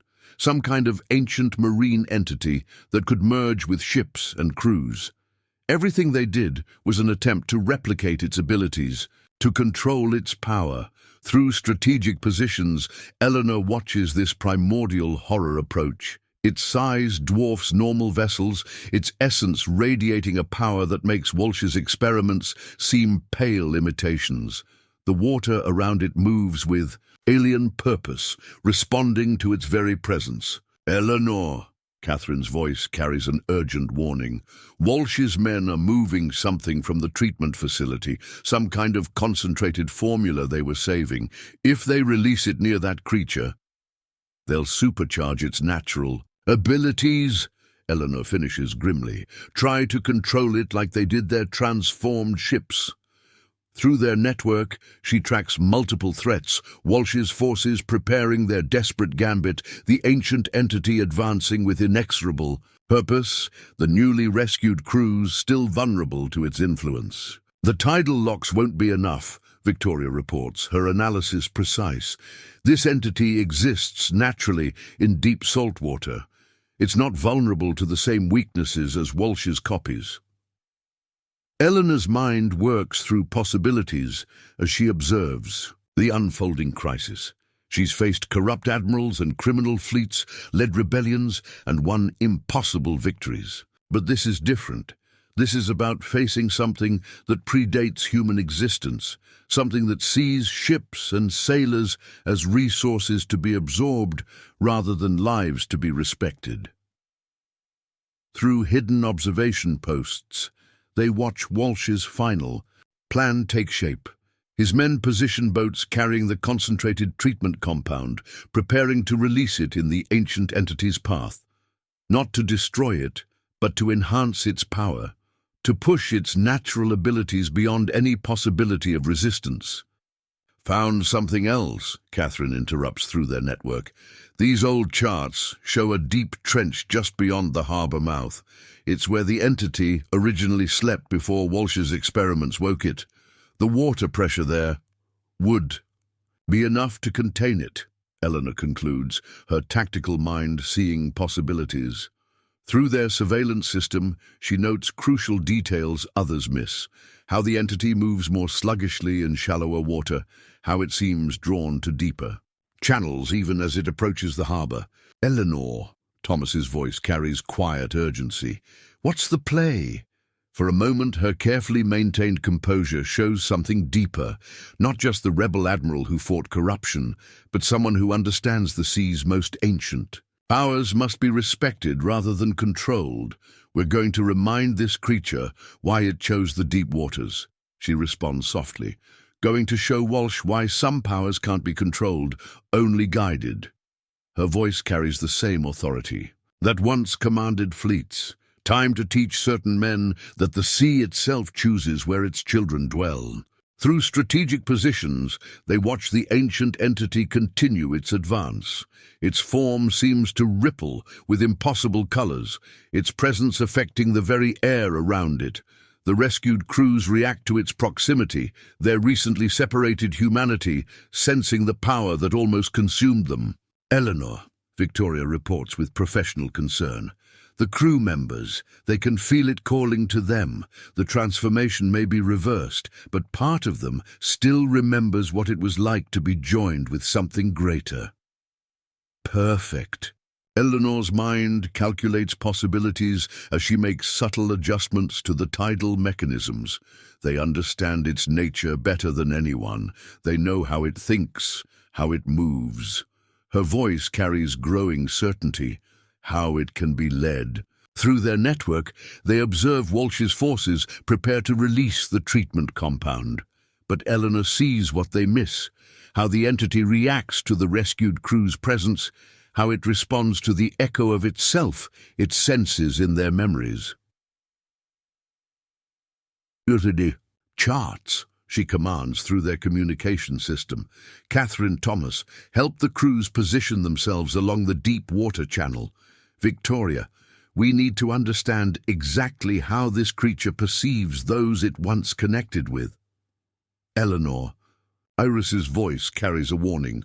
Walsh's men are starting to release the compound. Let them. Eleanor's response carries deadly certainty. Let them think they can control something that is ancient with their chemicals and formulas. We're going to show them what true connection to the sea means. Through carefully placed observation, posts, they watch her desperate plan unfold. The rescued crews take position along the harbor's edge, their recently restored humanity still carrying echoes of the transformation they endured. As Walsh's men release the treatment compound, Eleanor makes precise adjustments to the tidal locks. Now, her command carries the full power of her experience. Everyone together, remember what it felt like to be part of something greater. But this time, choose where that connection leads. The ancient entity responds to their coordinated effort, not controlled, but influenced by those who understand its nature through their own terrible experience. As Walsh's treatment compound spreads through the water, the creature's power surges. But instead of turning toward the harbor as he intended, it follows the echo of itself, it senses in the crew's memories. It's working, Victoria's voice carries. Wonder. The entity, it's responding to their shared experience, following the path they're creating through their connection. Through their surveillance network, they watch this impossible guidance take effect. The ancient horror's massive form turns gradually toward the deep water channel, drawn by the memory of transformation carried in the rescued crew's minds. Walsh's compound increases its power as intended, but that very strength makes it more receptive to the call of the deep, to the siren song of those who truly understand its nature. No! Walsh's scream carries raw fury as he watches his weapon turn away from its intended target. Release more compounds, force it to obey. But Eleanor's plan is already succeeding. The entity's enhanced power only makes it more aware of its true nature, more drawn to the deep waters where it originally dwelt. Through strategic positions, they watch it follow the channel marked by the rescued crew's presence, their shared experience creating a path back to its ancient home. The trench, Catherine reports with fierce satisfaction. It's heading straight for the deep water. The pressure there will welcome it home. Eleanor finishes softly, watching natural order restore itself. Through their network, they observe the ancient entity's final journey. As it reaches the harbor mouth, its form begins to dissolve into the deeper waters, returning to the lightless depths where such powers belong. Walsh's horror shows clearly as he watches his weapon choose its own path. The power we could have controlled, the weapon we could have created. Some powers aren't meant to be controlled. Eleanor's voice carries quiet certainty as she watches the entity disappear into the depths. Some forces can only be understood, respected, and allowed to follow their true nature. Through their observation posts, they watch the ancient horror sink fully into its deep-water home. The rescued crews fall to their knees, finally released from the last echo of their connection to something beyond human comprehension. The tide hasn't just saved her harbor. From Walsh's weapons, she reminded all witnesses that the sea's most ancient powers belong to themselves alone, choosing their own paths despite human attempts at control. Thunder rolls across Ravencliff Harbor as Walsh's madness reaches its peak. Through her network of observation posts, Eleanor watches his remaining forces take increasingly desperate action, their movements suggesting one final gambit yet to play. Found something in the treatment facility's lowest vault, Victoria signals urgently through their communication system. Some kind of crystallized essence extracted from the ancient entity before they returned it to deep water. Walsh's notes call it the heart of the tide. Eleanor's tactical mind races through implications as she observes frantic activity around the vault. Walsh's men load a strange container aboard their last seaworthy vessel, its contents pulsing with an unnatural blue light that seems to distort the very air around it. The Imperial fleet's advanced scouts are approaching, Thomas reports. 6 ships are already visible on the horizon. The main fleet follows within the hour. Through carefully positioned mirrors, Eleanor watches Walsh prepare his desperate final move. The crystallized essence seems to react to the approaching ships, its glow intensifying, as if sensing potential new vessels to corrupt. Eleanor, Catherine's voice carries an urgent warning. Walsh's private letters reveal his true plan. The crystal doesn't just transform ships and crews like the liquid treatment. In its pure form, it can instantly convert any vessel it touches. One shard could corrupt the entire Imperial fleet in moments. Eleanor's experienced eye catches crucial details as she studies Walsh's preparations. His remaining loyal forces handle the crystal container with terror, their movement suggesting they've seen its power demonstrated. Even the rescued crews react to its presence, their recently restored humanity sensing the echo of what almost consumed them. That's not all, Victoria adds, her medical training evident in her analysis. The crystal's effects are different from the liquid treatment. No gradual transformation, no chance of reversal.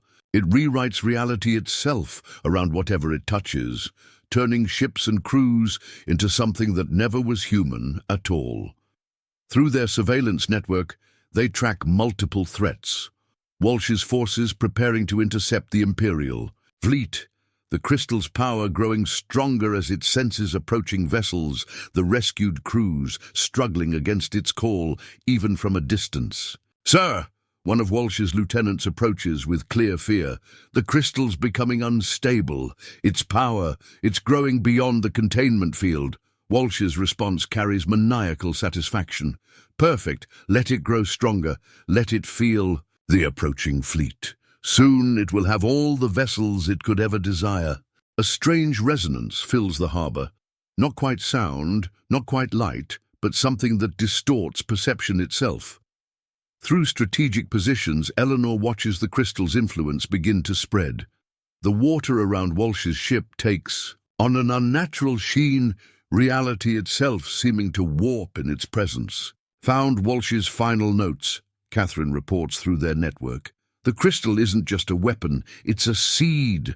Once it corrupts enough ships, it will create a new, ancient entity, one bound to Walsh's commands from the moment of its birth. Eleanor's mind calculates possibilities as she observes this terrifying development. Through hidden observation posts, she notes how the crystal's power affects different materials, wood warping instantly at its touch, metal corroding in its presence, but something else catching her tactical eye. The glass, she realizes, watching the container holding the crystal. It's the only substance that seems to resist its influence, something about its structure. Of course, Victoria's voice carries sudden understanding. Glass is made from sand, purified by intense heat, the same elements as the deep water. Trench, where the original entity slept, silicon and pressure combining to create natural barriers. Through their network, they watch Walsh's ship prepare to intercept the Imperial fleet, but Eleanor sees what he misses, how the crystal's power recoils from certain surfaces, how its influence cannot penetrate materials born of the same forces that once contained its parent entity. The old lighthouse, Thomas adds urgently, its lens assembly, hundreds of crystal prisms designed to focus and control light itself. Eleanor's tactical mind sees possibilities as she formulates a desperate plan. The lens isn't just glass, she says softly. It's a precisely cut crystal engineered to capture and redirect power. If we could focus the entity's own essence against itself. Through strategic positions, they watch Walsh's ship move toward the harbor mouth. The crystal's influence grows stronger with each passing moment, reality warping more severely around. Its containment vessel. "Eleanor," Iris's voice carries a warning. "Walsh's men are taking positions along the harbor walls. They'll fire on anyone who approaches the ship." Perfect. Eleanor's fingers brush against tools from her rebel days as she makes final preparations. Let them watch the walls. Let them miss what comes from below. The rescued crews gather at her signal, their recent experience giving them unique insight into the crystal's nature. Through their observation network, they coordinate a desperate plan, not to control the crystal's power, but to turn its own essence against itself. "Sir!" Walsh's lieutenant's voice carries raw fear.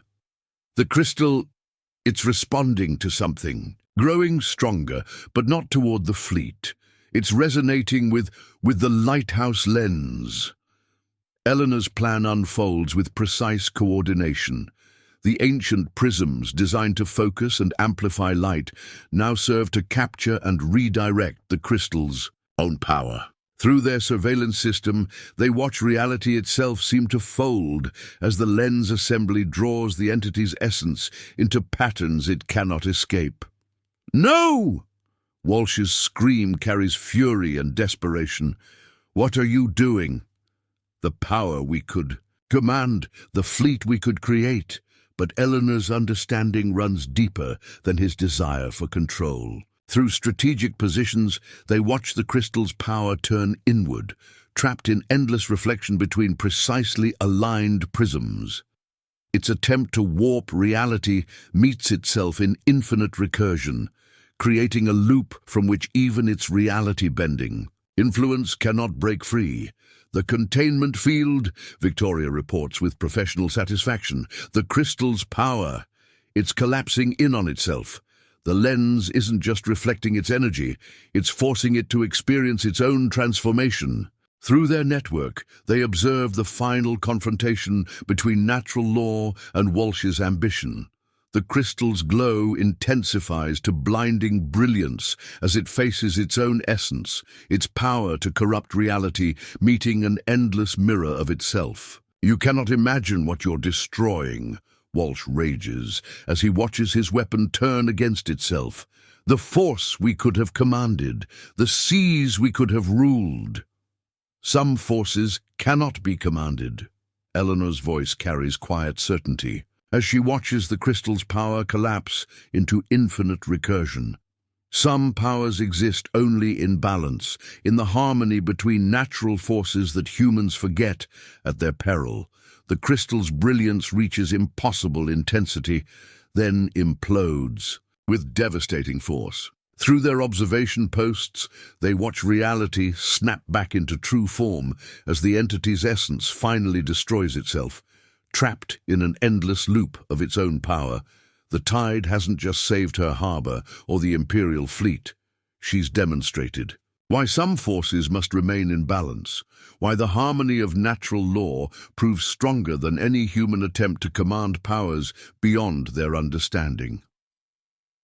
Walsh's horror shows clearly as he watches his weapon unmake itself. "You've ruined everything, the power we could have wielded, the seas we could have commanded." "The sea commands itself," Eleanor responds softly, watching natural order restore itself. "Some powers exist to remind us that control is an illusion, that true strength lies in understanding rather than dominion."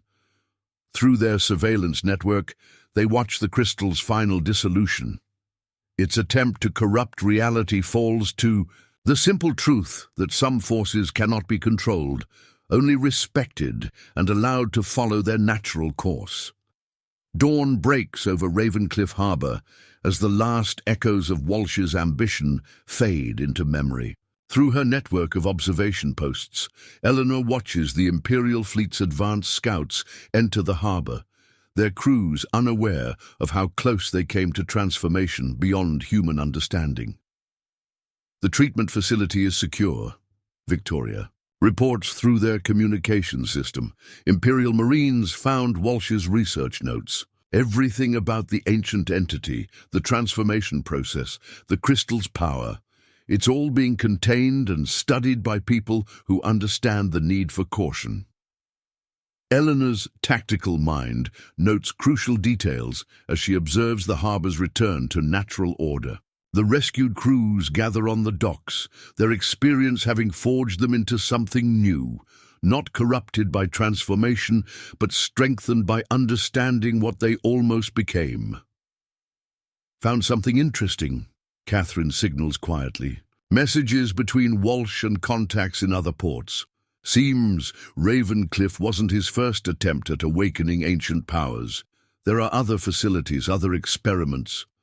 Through carefully positioned mirrors, Eleanor watches the Imperial investigators process this information. Their manner suggests they grasp the full implications. Not just one mad admiral's scheme, but a network of those who seek to control powers beyond human comprehension. "Sir!" An Imperial lieutenant approaches his commander as Eleanor observes.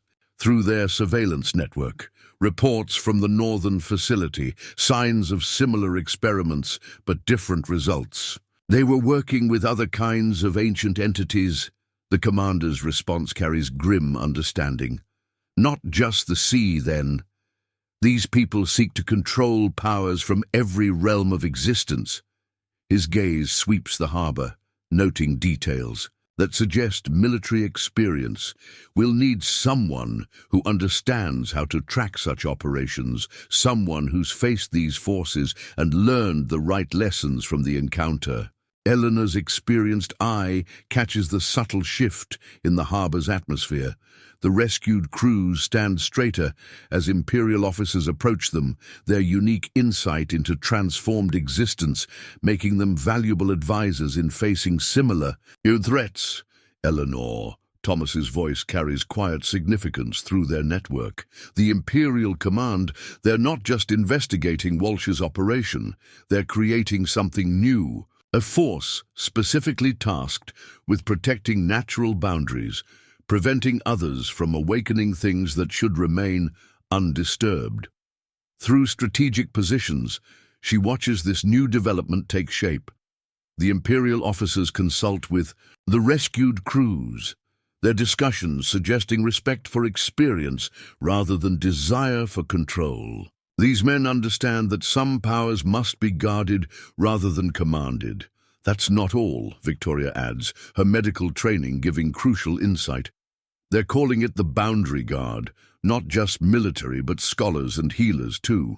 People dedicated to understanding and protecting the balance between natural and supernatural forces. Catherine's voice carries fresh intelligence through their communication system. The foreign agents who fled, seems they weren't just arms dealers, representatives from other kingdoms, all with similar problems. Ancient powers being awakened, boundaries being tested, forces beyond human comprehension being disturbed. Eleanor's mind calculates implications as she observes these revelations. Through their network, she tracks multiple conversations. Imperial officers establishing new protocols, rescued crews sharing their unique perspective, scholars beginning to document the true nature of what they've faced. "Mrs. Blackwood," the Imperial commander approaches her position at the Siren's Rest. Or should I say, the Tide. His manner suggests respect rather than threat. "Your handling of this situation demonstrates exactly the kind of understanding we need. Knowledge of how to face such powers without seeking to control them." Through hidden observation posts, Eleanor watches her carefully maintained cover fade away. But instead of exposure bringing danger, it offers a new purpose. The commander continues, "We're establishing bases in every major sport. Teams dedicated to tracking and containing attempts to awaken forces like the entity you faced. We need leaders who understand the true balance of power." Found something else in Walsh's notes, Victoria reports via their network. Other groups like his, all seeking different ancient powers, some in the mountains, some in deep forests, each one trying to control forces that exist in natural harmony. Eleanor's tactical mind sees patterns emerge as she processes this information. Through their surveillance system, she observes how the Imperial forces reorganize with new understanding.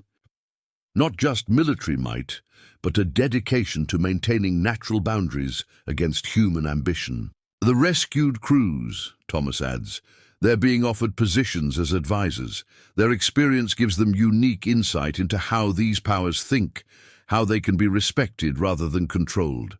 Through strategic positions, Eleanor watches Ravencliff Harbor transform into something new, Not just a port, but a symbol of how humanity should interact with forces beyond their comprehension. The Imperial fleet maintains its presence, but with fresh purpose, protecting natural boundaries rather than just projecting power.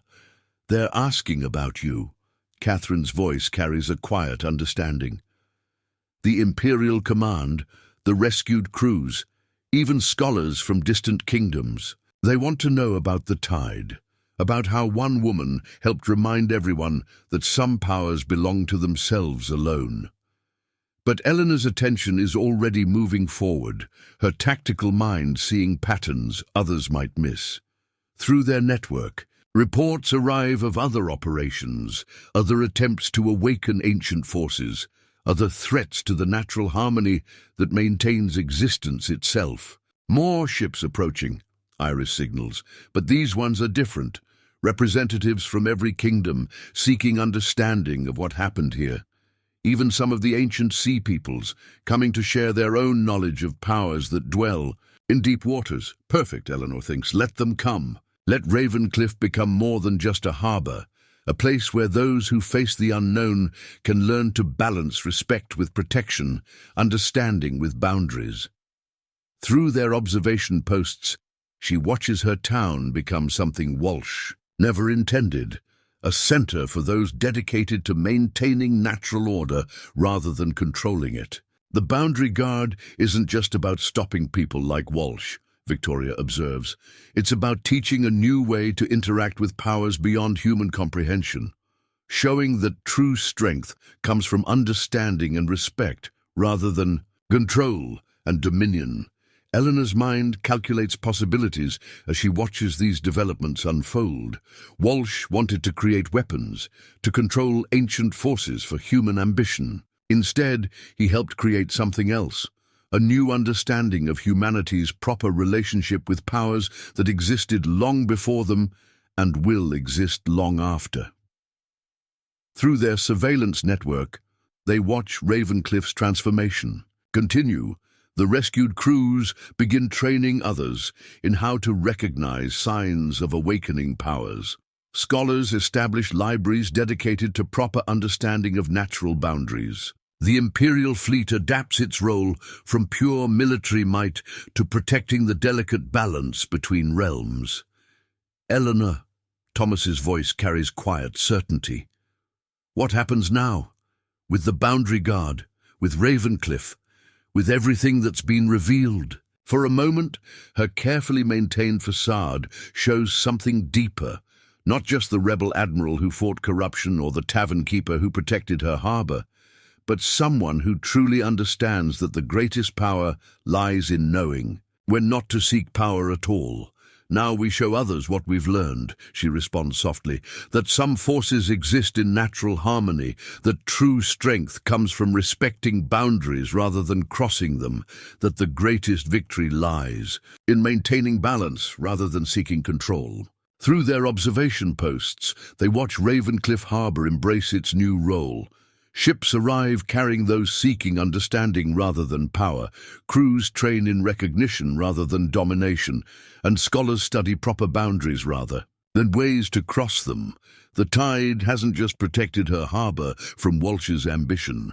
She's helped create something new, a force dedicated to maintaining the natural order, to showing others why some powers belong to themselves alone, and why true strength lies in understanding rather than control. As the sun sets over Ravencliff's transformed waters, Eleanor watches her harbour become a beacon for a new kind of protection, one that guards the boundaries between natural and supernatural, that maintains harmony rather than seeking dominion, that remembers why some legends retire not from weakness, but from wisdom. Dawn breaks over Ravencliff Harbour as the last echoes of Walsh's ambition fade into memory. Through her network of observation posts, Eleanor watches the Imperial fleet's advanced scouts enter the harbour, their crews unaware of how close they came to transformation beyond human understanding. The treatment facility is secure, Victoria reports through their communication system. Imperial Marines found Walsh's research notes. Everything about the ancient entity, the transformation process, the crystal's power, it's all being contained and studied by people who understand the need for caution. Eleanor's tactical mind notes crucial details as she observes the harbor's return to natural order. The rescued crews gather on the docks, their experience having forged them into something new, not corrupted by transformation, but strengthened by understanding what they almost became. Found something interesting, Catherine signals quietly. Messages between Walsh and contacts in other ports. Seems Ravencliff wasn't his first attempt at awakening ancient powers. There are other facilities, other experiments. Through carefully positioned mirrors, Eleanor watches the Imperial investigators process this information. Their manner suggests they grasp the full implications, not just one mad admiral scheme, but a network of those who seek to control powers beyond human comprehension. "Sir!" An Imperial lieutenant approaches his commander as Eleanor observes through their surveillance network. "Reports from the northern facility, signs of similar experiments but different results. They were working with other kinds of ancient entities." The commander's response carries grim understanding. "Not just the sea, then. These people seek to control powers from every realm of existence." His gaze sweeps the harbor, noting details that suggest military experience. "We'll need someone who understands how to track such operations. Someone who's faced these forces and learned the right lessons from the encounter." Eleanor's experienced. Eye catches the subtle shift in the harbor's atmosphere. The rescued crews stand straighter as Imperial officers approach them, their unique insight into transformed existence making them valuable advisors in facing similar threats. "Eleanor," Thomas's voice carries quiet significance through their network. "The Imperial Command, they're not just investigating Walsh's operation, they're creating something new, a force specifically tasked with protecting natural boundaries, preventing others from awakening things that should remain undisturbed." Through strategic positions, she watches this new development take shape.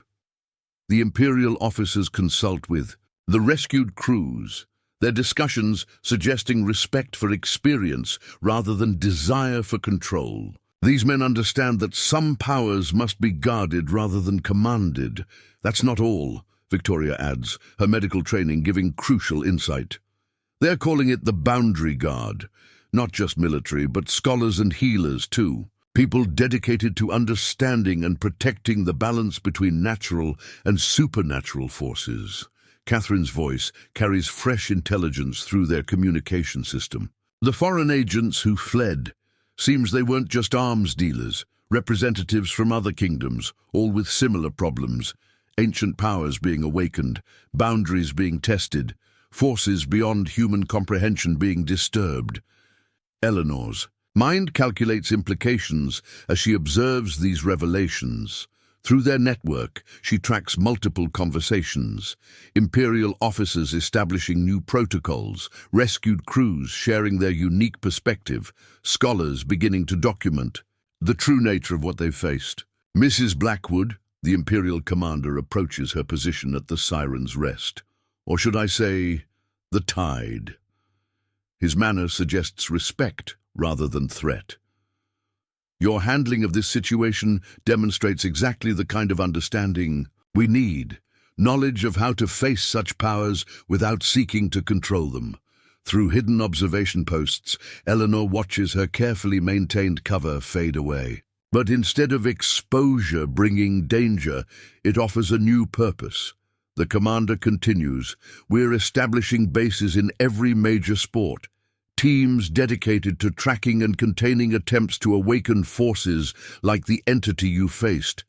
We need leaders who understand the true balance of power." Found something else in Walsh's notes, Victoria reports via their network. Other groups like his, all seeking different ancient powers. Some in the mountains, some in deep forests. Each one trying to control forces that exist in natural harmony. Eleanor's tactical mind sees patterns emerge as she processes this information. Through their surveillance system, she observes how the Imperial forces reorganize with new understanding. Not just military might, but a dedication to maintaining natural boundaries against human ambition. The rescued crews, Thomas adds, they're being offered positions as advisors. Their experience gives them unique insight into how these powers think, how they can be respected rather than controlled. Through strategic positions, Eleanor watches Ravencliff Harbour transform into something new, not just a port, but a symbol of how humanity should interact with forces beyond their comprehension. The Imperial fleet maintains its presence, but with fresh purpose, protecting natural boundaries rather than just projecting power. They're asking about you. Catherine's voice carries a quiet understanding. The Imperial command, the rescued crews, even scholars from distant kingdoms. They want to know about the tide, about how one woman helped remind everyone that some powers belong to themselves alone. But Eleanor's attention is already moving forward, her tactical mind seeing patterns others might miss. Through their network, reports arrive of other operations, other attempts to awaken ancient forces, other threats to the natural harmony that maintains existence itself. More ships approaching, Iris signals. But these ones are different, representatives from every kingdom seeking understanding of what happened here. Even some of the ancient sea peoples coming to share their own knowledge of powers that dwell in deep waters. Perfect, Eleanor thinks. Let them come. Let Ravencliff become more than just a harbour, a place where those who face the unknown can learn to balance respect with protection, understanding with boundaries. Through their observation posts, she watches her town become something Walsh never intended, a centre for those dedicated to maintaining natural order rather than controlling it. The boundary guard isn't just about stopping people like Walsh, Victoria observes. It's about teaching a new way to interact with powers beyond human comprehension, showing that true strength comes from understanding and respect, rather than control and dominion.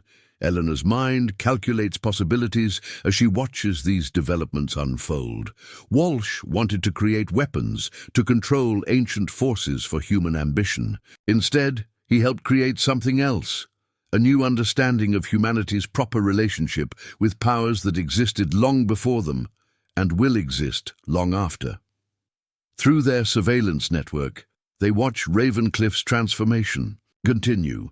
The rescued crews begin training others in how to recognize signs of awakening powers. Scholars establish libraries dedicated to proper understanding of natural boundaries. The Imperial fleet adapts its role from pure military might to protecting the delicate balance between realms. Eleanor, Thomas's voice carries quiet certainty. What happens now? With the boundary guard, with Ravencliff, with everything that's been revealed? For a moment, her carefully maintained facade shows something deeper, not just the rebel admiral who fought corruption, or the tavern keeper who protected her harbour, but someone who truly understands that the greatest power lies in knowing. We're not to seek power at all. Now we show others what we've learned, she responds softly, that some forces exist in natural harmony, that true strength comes from respecting boundaries rather than crossing them, that the greatest victory lies in maintaining balance rather than seeking control. Through their observation posts, they watch Ravencliff Harbour embrace its new role. Ships arrive carrying those seeking understanding rather than power. Crews train in recognition rather than domination, and scholars study proper boundaries rather than ways to cross them. The tide hasn't just protected her harbour from Walsh's ambition. She's helped create something new, a force dedicated to maintaining the natural order, to showing others why some powers belong to themselves alone, and why true strength lies in understanding rather than control. As the sun sets over Ravencliff's transformed waters, Eleanor receives word of more developments through their network. The Imperial Command has begun establishing similar observation posts in other ports, using her system as a model for tracking supernatural disturbances. The rescued crews are helping train others, Victoria reports, teaching them to recognize the signs of awakening powers, to understand the difference between natural phenomena and attempted manipulation of ancient forces. Through strategic positions, Eleanor watches new arrivals to the harbour. Scholars from distant kingdoms carrying ancient texts about other entities, sea people sharing generations of wisdom about maintaining proper boundaries, even reformed members of Walsh's network coming to share knowledge of other experiments that must be stopped. The boundary guard is growing, Catherine adds, not just here but in every major port. They're calling it the Tide Network, groups dedicated to watching the boundaries between realms, maintaining the balance that keeps ancient powers in their proper place. Eleanor's tactical mind notes how the harbour itself has changed. The Siren's Rest becomes more than just a tavern. It transforms into a gathering place for those who protect natural boundaries. Her observation posts, once used to track corruption, now serve to monitor the delicate balance between worlds. Found something interesting in the old records, Thomas signals through their communication system. Stories of other harbours that once served similar purposes, places where people understood the proper relationship between human ambition and ancient power. We're not creating something new. We're restoring something old, Eleanor finishes. Softly, through their network, she watches Ravencliff embrace its new role. The harbour becomes a centre for proper understanding, where those who face unknown powers learn that true strength lies not in control, but in wisdom. The Tide hasn't just saved her home or stopped one man's ambition. She's helped remind humanity why some boundaries exist, why some powers belong to themselves alone, and why true legends are written not in dominion over nature, but in harmony with its most ancient forces. As night falls over the transformed harbour, Eleanor stands at the Siren's Rest's window, watching ships from every kingdom arrive, bearing those who seek understanding rather than power. She remembers other battles, other victories, but knows this might be her most important achievement, helping create a force that protects not through strength of arms, but through wisdom of restraint. The harbour lights reflect off the calm waters, no longer warped by unnatural powers, but gleaming with their own natural mystery. Some forces, Eleanor knows, are best left to shine on their own, their power lying not in how they can be controlled, but in how they remind us of the wonder that exists beyond human understanding. As Eleanor stands at the window of the Sirens' Rest, watching the steady procession of ships entering Ravencliff harbour, she feels a quiet sense of pride settle within her. The harbour, once a symbol of human ambition and the perilous pursuit of ancient forces, has been reborn. It's become a place of harmony, where the boundaries between the natural and supernatural are respected, not conquered. Her thoughts are interrupted by the familiar hum of their communication network. Victoria's voice crackles through, filled with a hint of excitement. "Eleanor, you're going to want to hear this." She moves quickly to the communications desk. "What is it?" "We've intercepted something unusual," Victoria continues. "A message. It's not from Walsh's network, but from a different source entirely, a kingdom far beyond the known realms. They're aware of what's happening here, and they've seen it before." Eleanor's mind sharpens. She leans forward, her fingers poised over the console. "What are they saying?" "The message is cryptic," Victoria explains, "but it's clear they've been tracking these kinds of disturbances for centuries. They're warning us that while we've made progress here, the forces we've disturbed aren't all contained. Some might have already shifted into realms we can't reach. There are echoes of things beyond the physical world." Eleanor takes a deep breath, her mind racing through possibilities.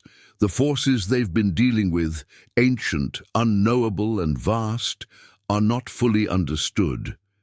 Not by the Imperial fleet, not by Ravencliff's residents, and certainly not by any of the kingdoms that are now drawn to the harbor for its newfound purpose. We knew there were risks, Eleanor murmurs, but this is different.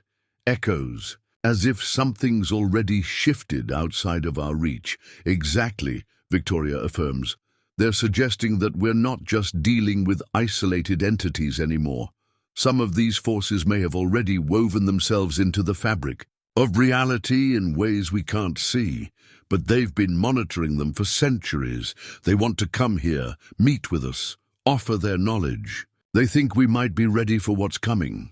Eleanor takes a moment to process the information. Ravencliff has become a beacon, not just for those seeking to protect boundaries, but for those who have long recognized the delicate balance between worlds. If there's a network of ancient powers that spans kingdoms, perhaps even realms, it's only a matter of time before the tension between these forces becomes impossible to ignore. "Set up a meeting," Eleanor finally says, her voice steady, though the weight of the news presses against her. "We'll hear them out, but let's keep this quiet for now. No need to alert the entire fleet just yet." "I'll handle it," Victoria replies, the sense of quiet urgency in her tone unmistakable. As Eleanor watches the night deepen over the harbor, she knows that Ravencliff's transformation is far from over.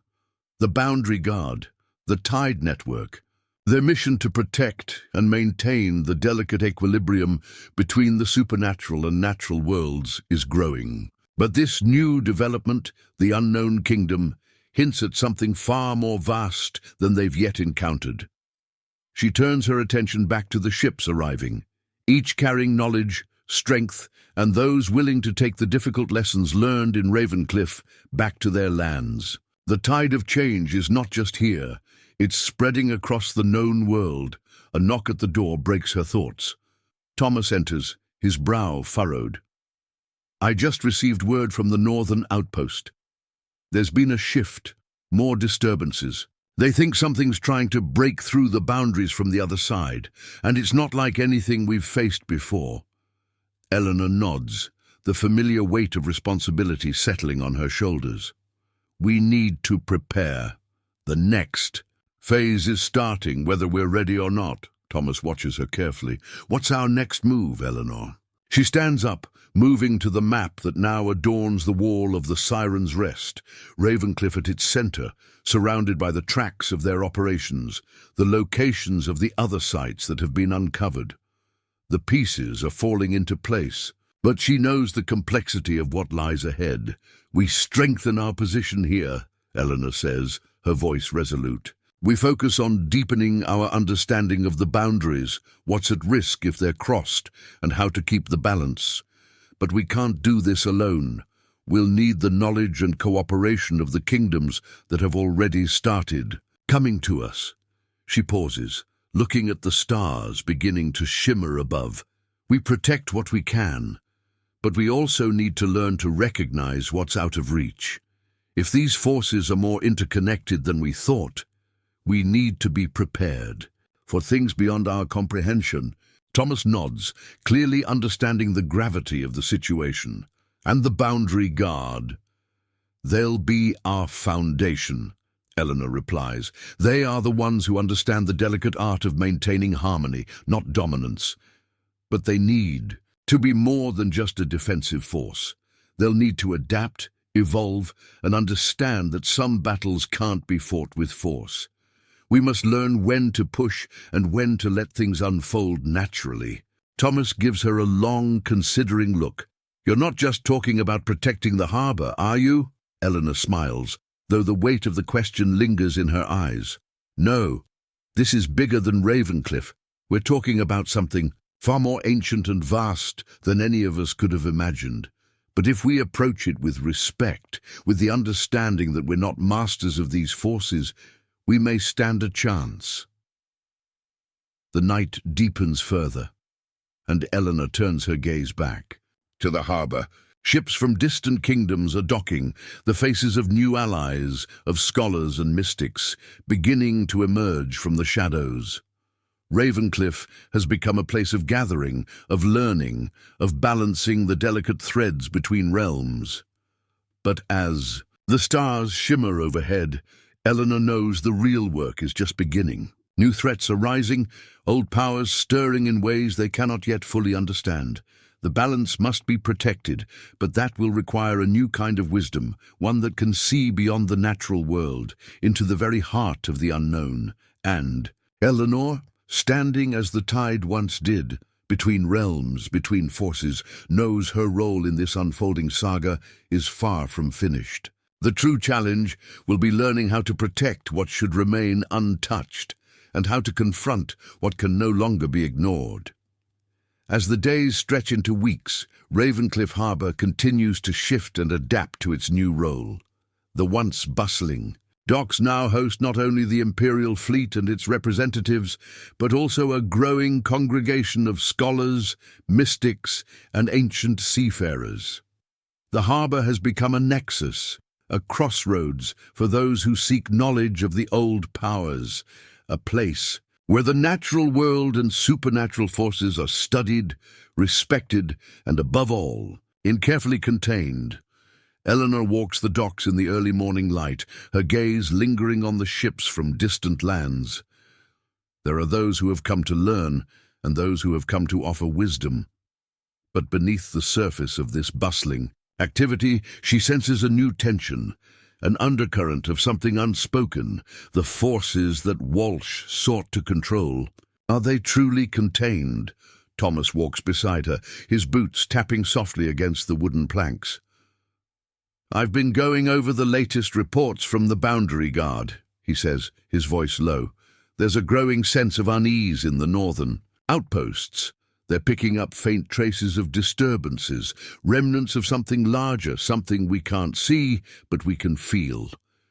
Eleanor's eyes narrow as she looks toward the northern horizon, where the sea meets the sky in a grey expanse. "Something that wasn't there before?" "Exactly," Thomas affirms. "The power you faced with Walsh, it's like a ripple that's spreading. The Boundary Guard is handling it for now, but it's like there's a pressure building up, slowly, beneath the surface." Eleanor stops walking, her gaze fixed on the horizon. The sea is calm, but she can feel the weight of what Thomas is saying, the same pressure in the air that has haunted her thoughts. "Is it possible," she begins slowly, "that Walsh's actions weren't just an isolated event? That awakening one, power, could have rippled across other boundaries?" "I've been thinking the same," Thomas admits. "It's like the disturbance didn't just wake the ancient entity. It shifted something, cracked open a door to something else." The idea gnaws at Eleanor, a gnawing suspicion she can't shake. Walsh's ambition was catastrophic, but what if it was only the first crack in a much larger force? If his research had extended beyond Ravencliff, if there were other factions, other experiments happening, and all of them aiming to awaken powers that belong to no realm? Her attention snaps back to the harbour as a ship arrives, a sleek vessel unlike the others. Its sails bear no insignia, and its hull is crafted from a strange wood that seems to shimmer under the sun. As it docks, a delegation of scholars, their faces hidden beneath hoods, disembark, their movements deliberate and measured. There is an air of mystery surrounding them, and Eleanor immediately senses that these are not the typical visitors who have come seeking knowledge. "I don't recognize that ship," Thomas mutters, his hand resting lightly on the hilt of his blade.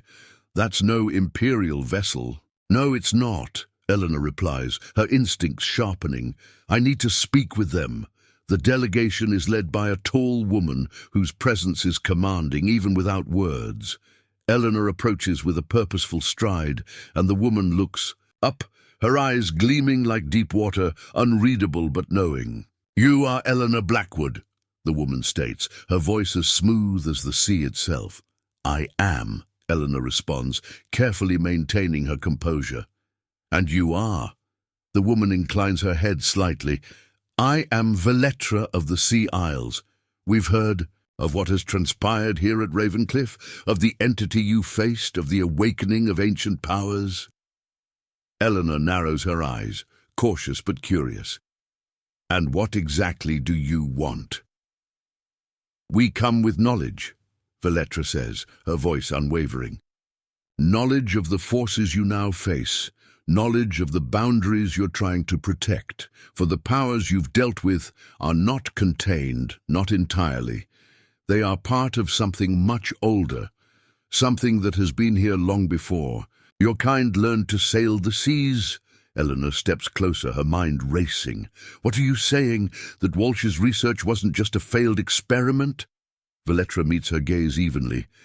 It was never just an experiment. It was the beginning of something much larger. You see, the forces your world is dealing with now, these powers that stir beneath the surface, are not confined to one place or time. They exist in layers of reality, touching the edges of the natural world, but never truly part of it. Walsh sought to tear down the boundaries between these layers, but he was not the first, and he will not be the last. Eleanor's heart beats faster, her mind racing to keep up with the implications. And you're here to help, to tell us how to control it? Valetra's eyes darken, as if in warning. Control is not the answer, Eleanor Blackwood. It never was. You can no more control these powers than you can command the tides themselves. What you need to learn is how to live alongside them, to respect their place in the world, to keep the boundaries intact. Eleanor clenches her fists, feeling the familiar surge of frustration. How can we keep them intact if we don't even understand them? That is why we are here, Valetra says simply. We have lived alongside these forces for centuries, guarding the balance. The question is not whether you can contain them, but whether you can learn to recognize them before they slip through the cracks. Eleanor feels the weight of her responsibilities shift once again, the enormity of what lies ahead pressing down on her. For the first time since Walsh's downfall, she realizes just how little she truly knows about the forces at play. The tidal waves of ambition, corruption, and ancient power that have rolled through Ravencliff were only the beginning. There are greater forces stirring, things that even the Boundary Guard may not fully comprehend. We're not ready, Eleanor mutters under her breath, though she knows it's not just a statement of doubt. It's the truth. Valetra watches her carefully, and for a moment, Eleanor feels the weight of the woman's age-old wisdom bearing down on her. Perhaps not, Valetra says, but you are willing to try, and that is more than most. You see, this harbor, this place you've created, it may be more important than you realize. You are standing at the crossroads of worlds.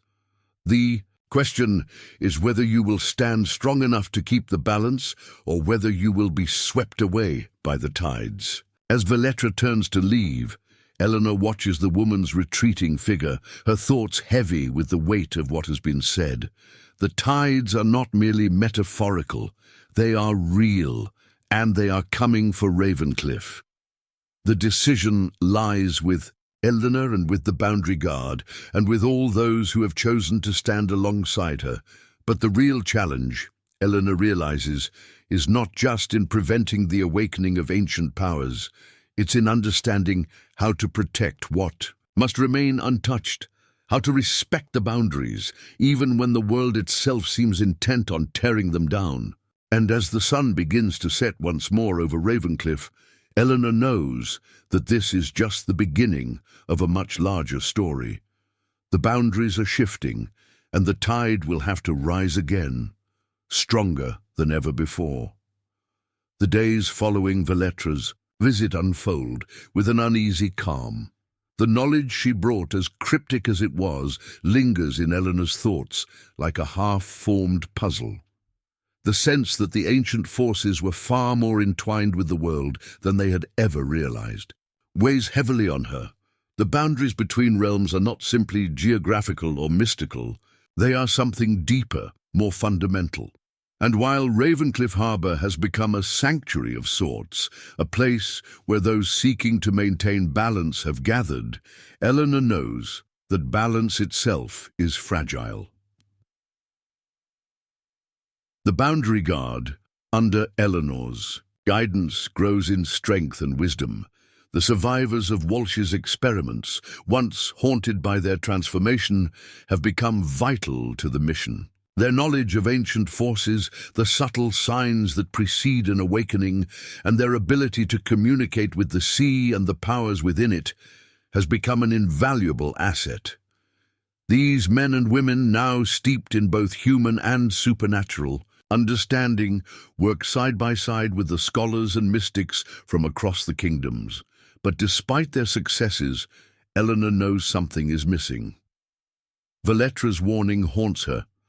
You can no more control these powers than you can command the tides themselves. That thought stirs a fear she can't quite name. Something deep within her bones, a whisper in the back of her mind, telling her that the harmony they're trying to preserve might already be slipping through their fingers. One evening, as the harbour begins to settle into a quiet dusk, Eleanor stands on the balcony of the Siren's Rest, watching the gentle ripples of the water. The harbour has never looked more beautiful, calm, serene, untouched by the chaos that once threatened to tear it apart. But beneath the peace, something unsettles her. The stars above seem a little too bright tonight, their light sharper, colder than usual, as though the heavens themselves are watching, waiting. "Hey!" Thomas's voice pulls her from her thoughts. He steps up beside her, his expression thoughtful. "You've been distant lately." Eleanor doesn't immediately answer, her eyes still fixed on the water. After a moment she sighs. "There's a restlessness in the air. I can feel it." Thomas studies her for a beat, his gaze flicking to the same stars that seem to loom above. "Them. I know what you mean. The reports from the northern outposts, they're starting to get more urgent. The disturbances are growing. We haven't been able to track where they're coming from, but the waves are bigger now, more violent." She turns her gaze toward him, her expression serious. "Do you think we're too late? That the boundaries are already breaking?" Thomas is quiet for a long moment, his brows furrowed. "I don't know, but I don't think the power you faced with Walsh was an isolated incident. Not anymore. These things, they're waking up, and I'm starting to think the real danger isn't what's on the other side of the boundary. It's the cracks in the boundary itself." Eleanor looks back at the horizon, her thoughts swirling. "Valetra was right," she murmurs. "We're not just fighting against power anymore. We're fighting against the fabric of reality itself." Thomas steps closer, his voice low but firm. "If that's true, then we're going to need more than just strength and strategy. We'll need to understand what these cracks mean, what they're trying to do. Maybe we need to learn how to see them before they rupture completely." Eleanor nods slowly. "We need to look deeper. We need to know what's happening to the boundaries themselves. If we don't, we could end up trying to fix something that's already beyond repair." "I've spoken to some of the scholars," Thomas continues, "and some of the sea peoples. They've been tracing old stories, legends about the cracks between worlds. The old ones, the ones that predate even the ancients. It's like these cracks have always been there, just beneath the surface. And when they're disturbed, the echoes ripple outward." Eleanor considers this, her mind working furiously. And what if these echoes aren't just warnings? What if they're calling something to the surface? Thomas meets her gaze. "That's what we need to figure out, before it's too late." As the night deepens, Eleanor's thoughts spiral into darker corners. The knowledge of the forces they've encountered, the ancient entity, Walsh's research, the foreign agents with their mysterious experiments, feels like a mere fraction of the truth. Ravencliff Harbour, once just a place of trade and shelter, has become something far more complex. A battleground not only for control over power, but for the very fabric of existence. The next morning, Eleanor gathers her closest advisors in the dimly lit back room of the Siren's Rest. Catherine, Victoria, Thomas, and several of the scholars from distant lands, including Valetra, are seated around a massive map of the region, its edges marked with shifting symbols and codes. The reports are consistent. Catherine begins, her voice sharp. The disturbances are growing, and they're not confined to any one place. They're spreading, not just in the northern outposts, but in coastal villages to the east, and deep within the mountains to the west. There are even rumors from the forests. It's like the borders between realms are fraying, unraveling at the seams. Victoria adds, "We've had a few cases of strange phenomena, small at first, but impossible to ignore. People are reporting odd dreams, visions, and inexplicable behaviors. Some of the sailors who've come through Ravencliff speak of strange tides and currents that pull at their ships without explanation." Eleanor listens intently, her mind working quickly to piece together what they're seeing. The disturbances are connected, but what does it mean? She asks, her voice filled with a quiet urgency. Are these just the consequences of Walsh's research, or are we looking at something far older, something that has been dormant, waiting to resurface? Valetra leans forward, her voice steady and measured. What you are seeing is not a result of one man's ambition. It is the natural ebb and flow of things that have existed long before human hands shaped the world. The cracks between realms, they are not meant to be healed or fixed. They are part of the fabric of reality itself, and when those cracks widen, they let in more than just power. They let in forces we cannot control. A silence falls over the room. Eleanor feels the weight of the truth settle in. They're not just up against a rogue faction or a single entity. They're confronting something far deeper, more fundamental. We can't ignore this any longer, Eleanor says at last, her voice quiet but resolute. We need to understand these cracks before they tear apart everything we've built. The scholars exchange glances, the gravity of their task sinking in. Catherine stands up, moving to the map and tracing her finger along the lines marking the disturbances. There's an old legend, she says, about a place where the boundaries between realms are weakest. A place where those who seek to control the powers between worlds can slip through unnoticed. If these cracks are as deep as we suspect, that place might be closer than we think. Eleanor's heart skips a beat. Where? Catherine's finger hovers over the map. Here, she says, pointing to a region deep within the mountains, an area marked by jagged peaks and vast uncharted forests. It's known as the Hollow of Forgotten Paths. No one really knows what lies there, but every myth about it speaks of ancient power, things that should never be disturbed. A chill runs down Eleanor's spine. Then that's where we need to go. We need to find out what's behind the cracks and stop it before it's too late. The tide has always been about protecting the balance between realms. But now, Eleanor realizes it's about something much larger, something that could unravel the very fabric of existence itself. The final battle, it seems, is not one of strength or ambition, but of knowledge and understanding. And as the world outside Ravencliff Harbor begins to shift, Eleanor knows that the greatest challenge is yet to come. The true war will be fought, not with swords or armies, but with the very threads that hold the world together. Up next, you've got two more standout stories right on your screen. If this one hits the mark, you won't want to pass these up. Just click and check them out. And don't forget to subscribe and turn on the notification bell so you don't miss any upload from us.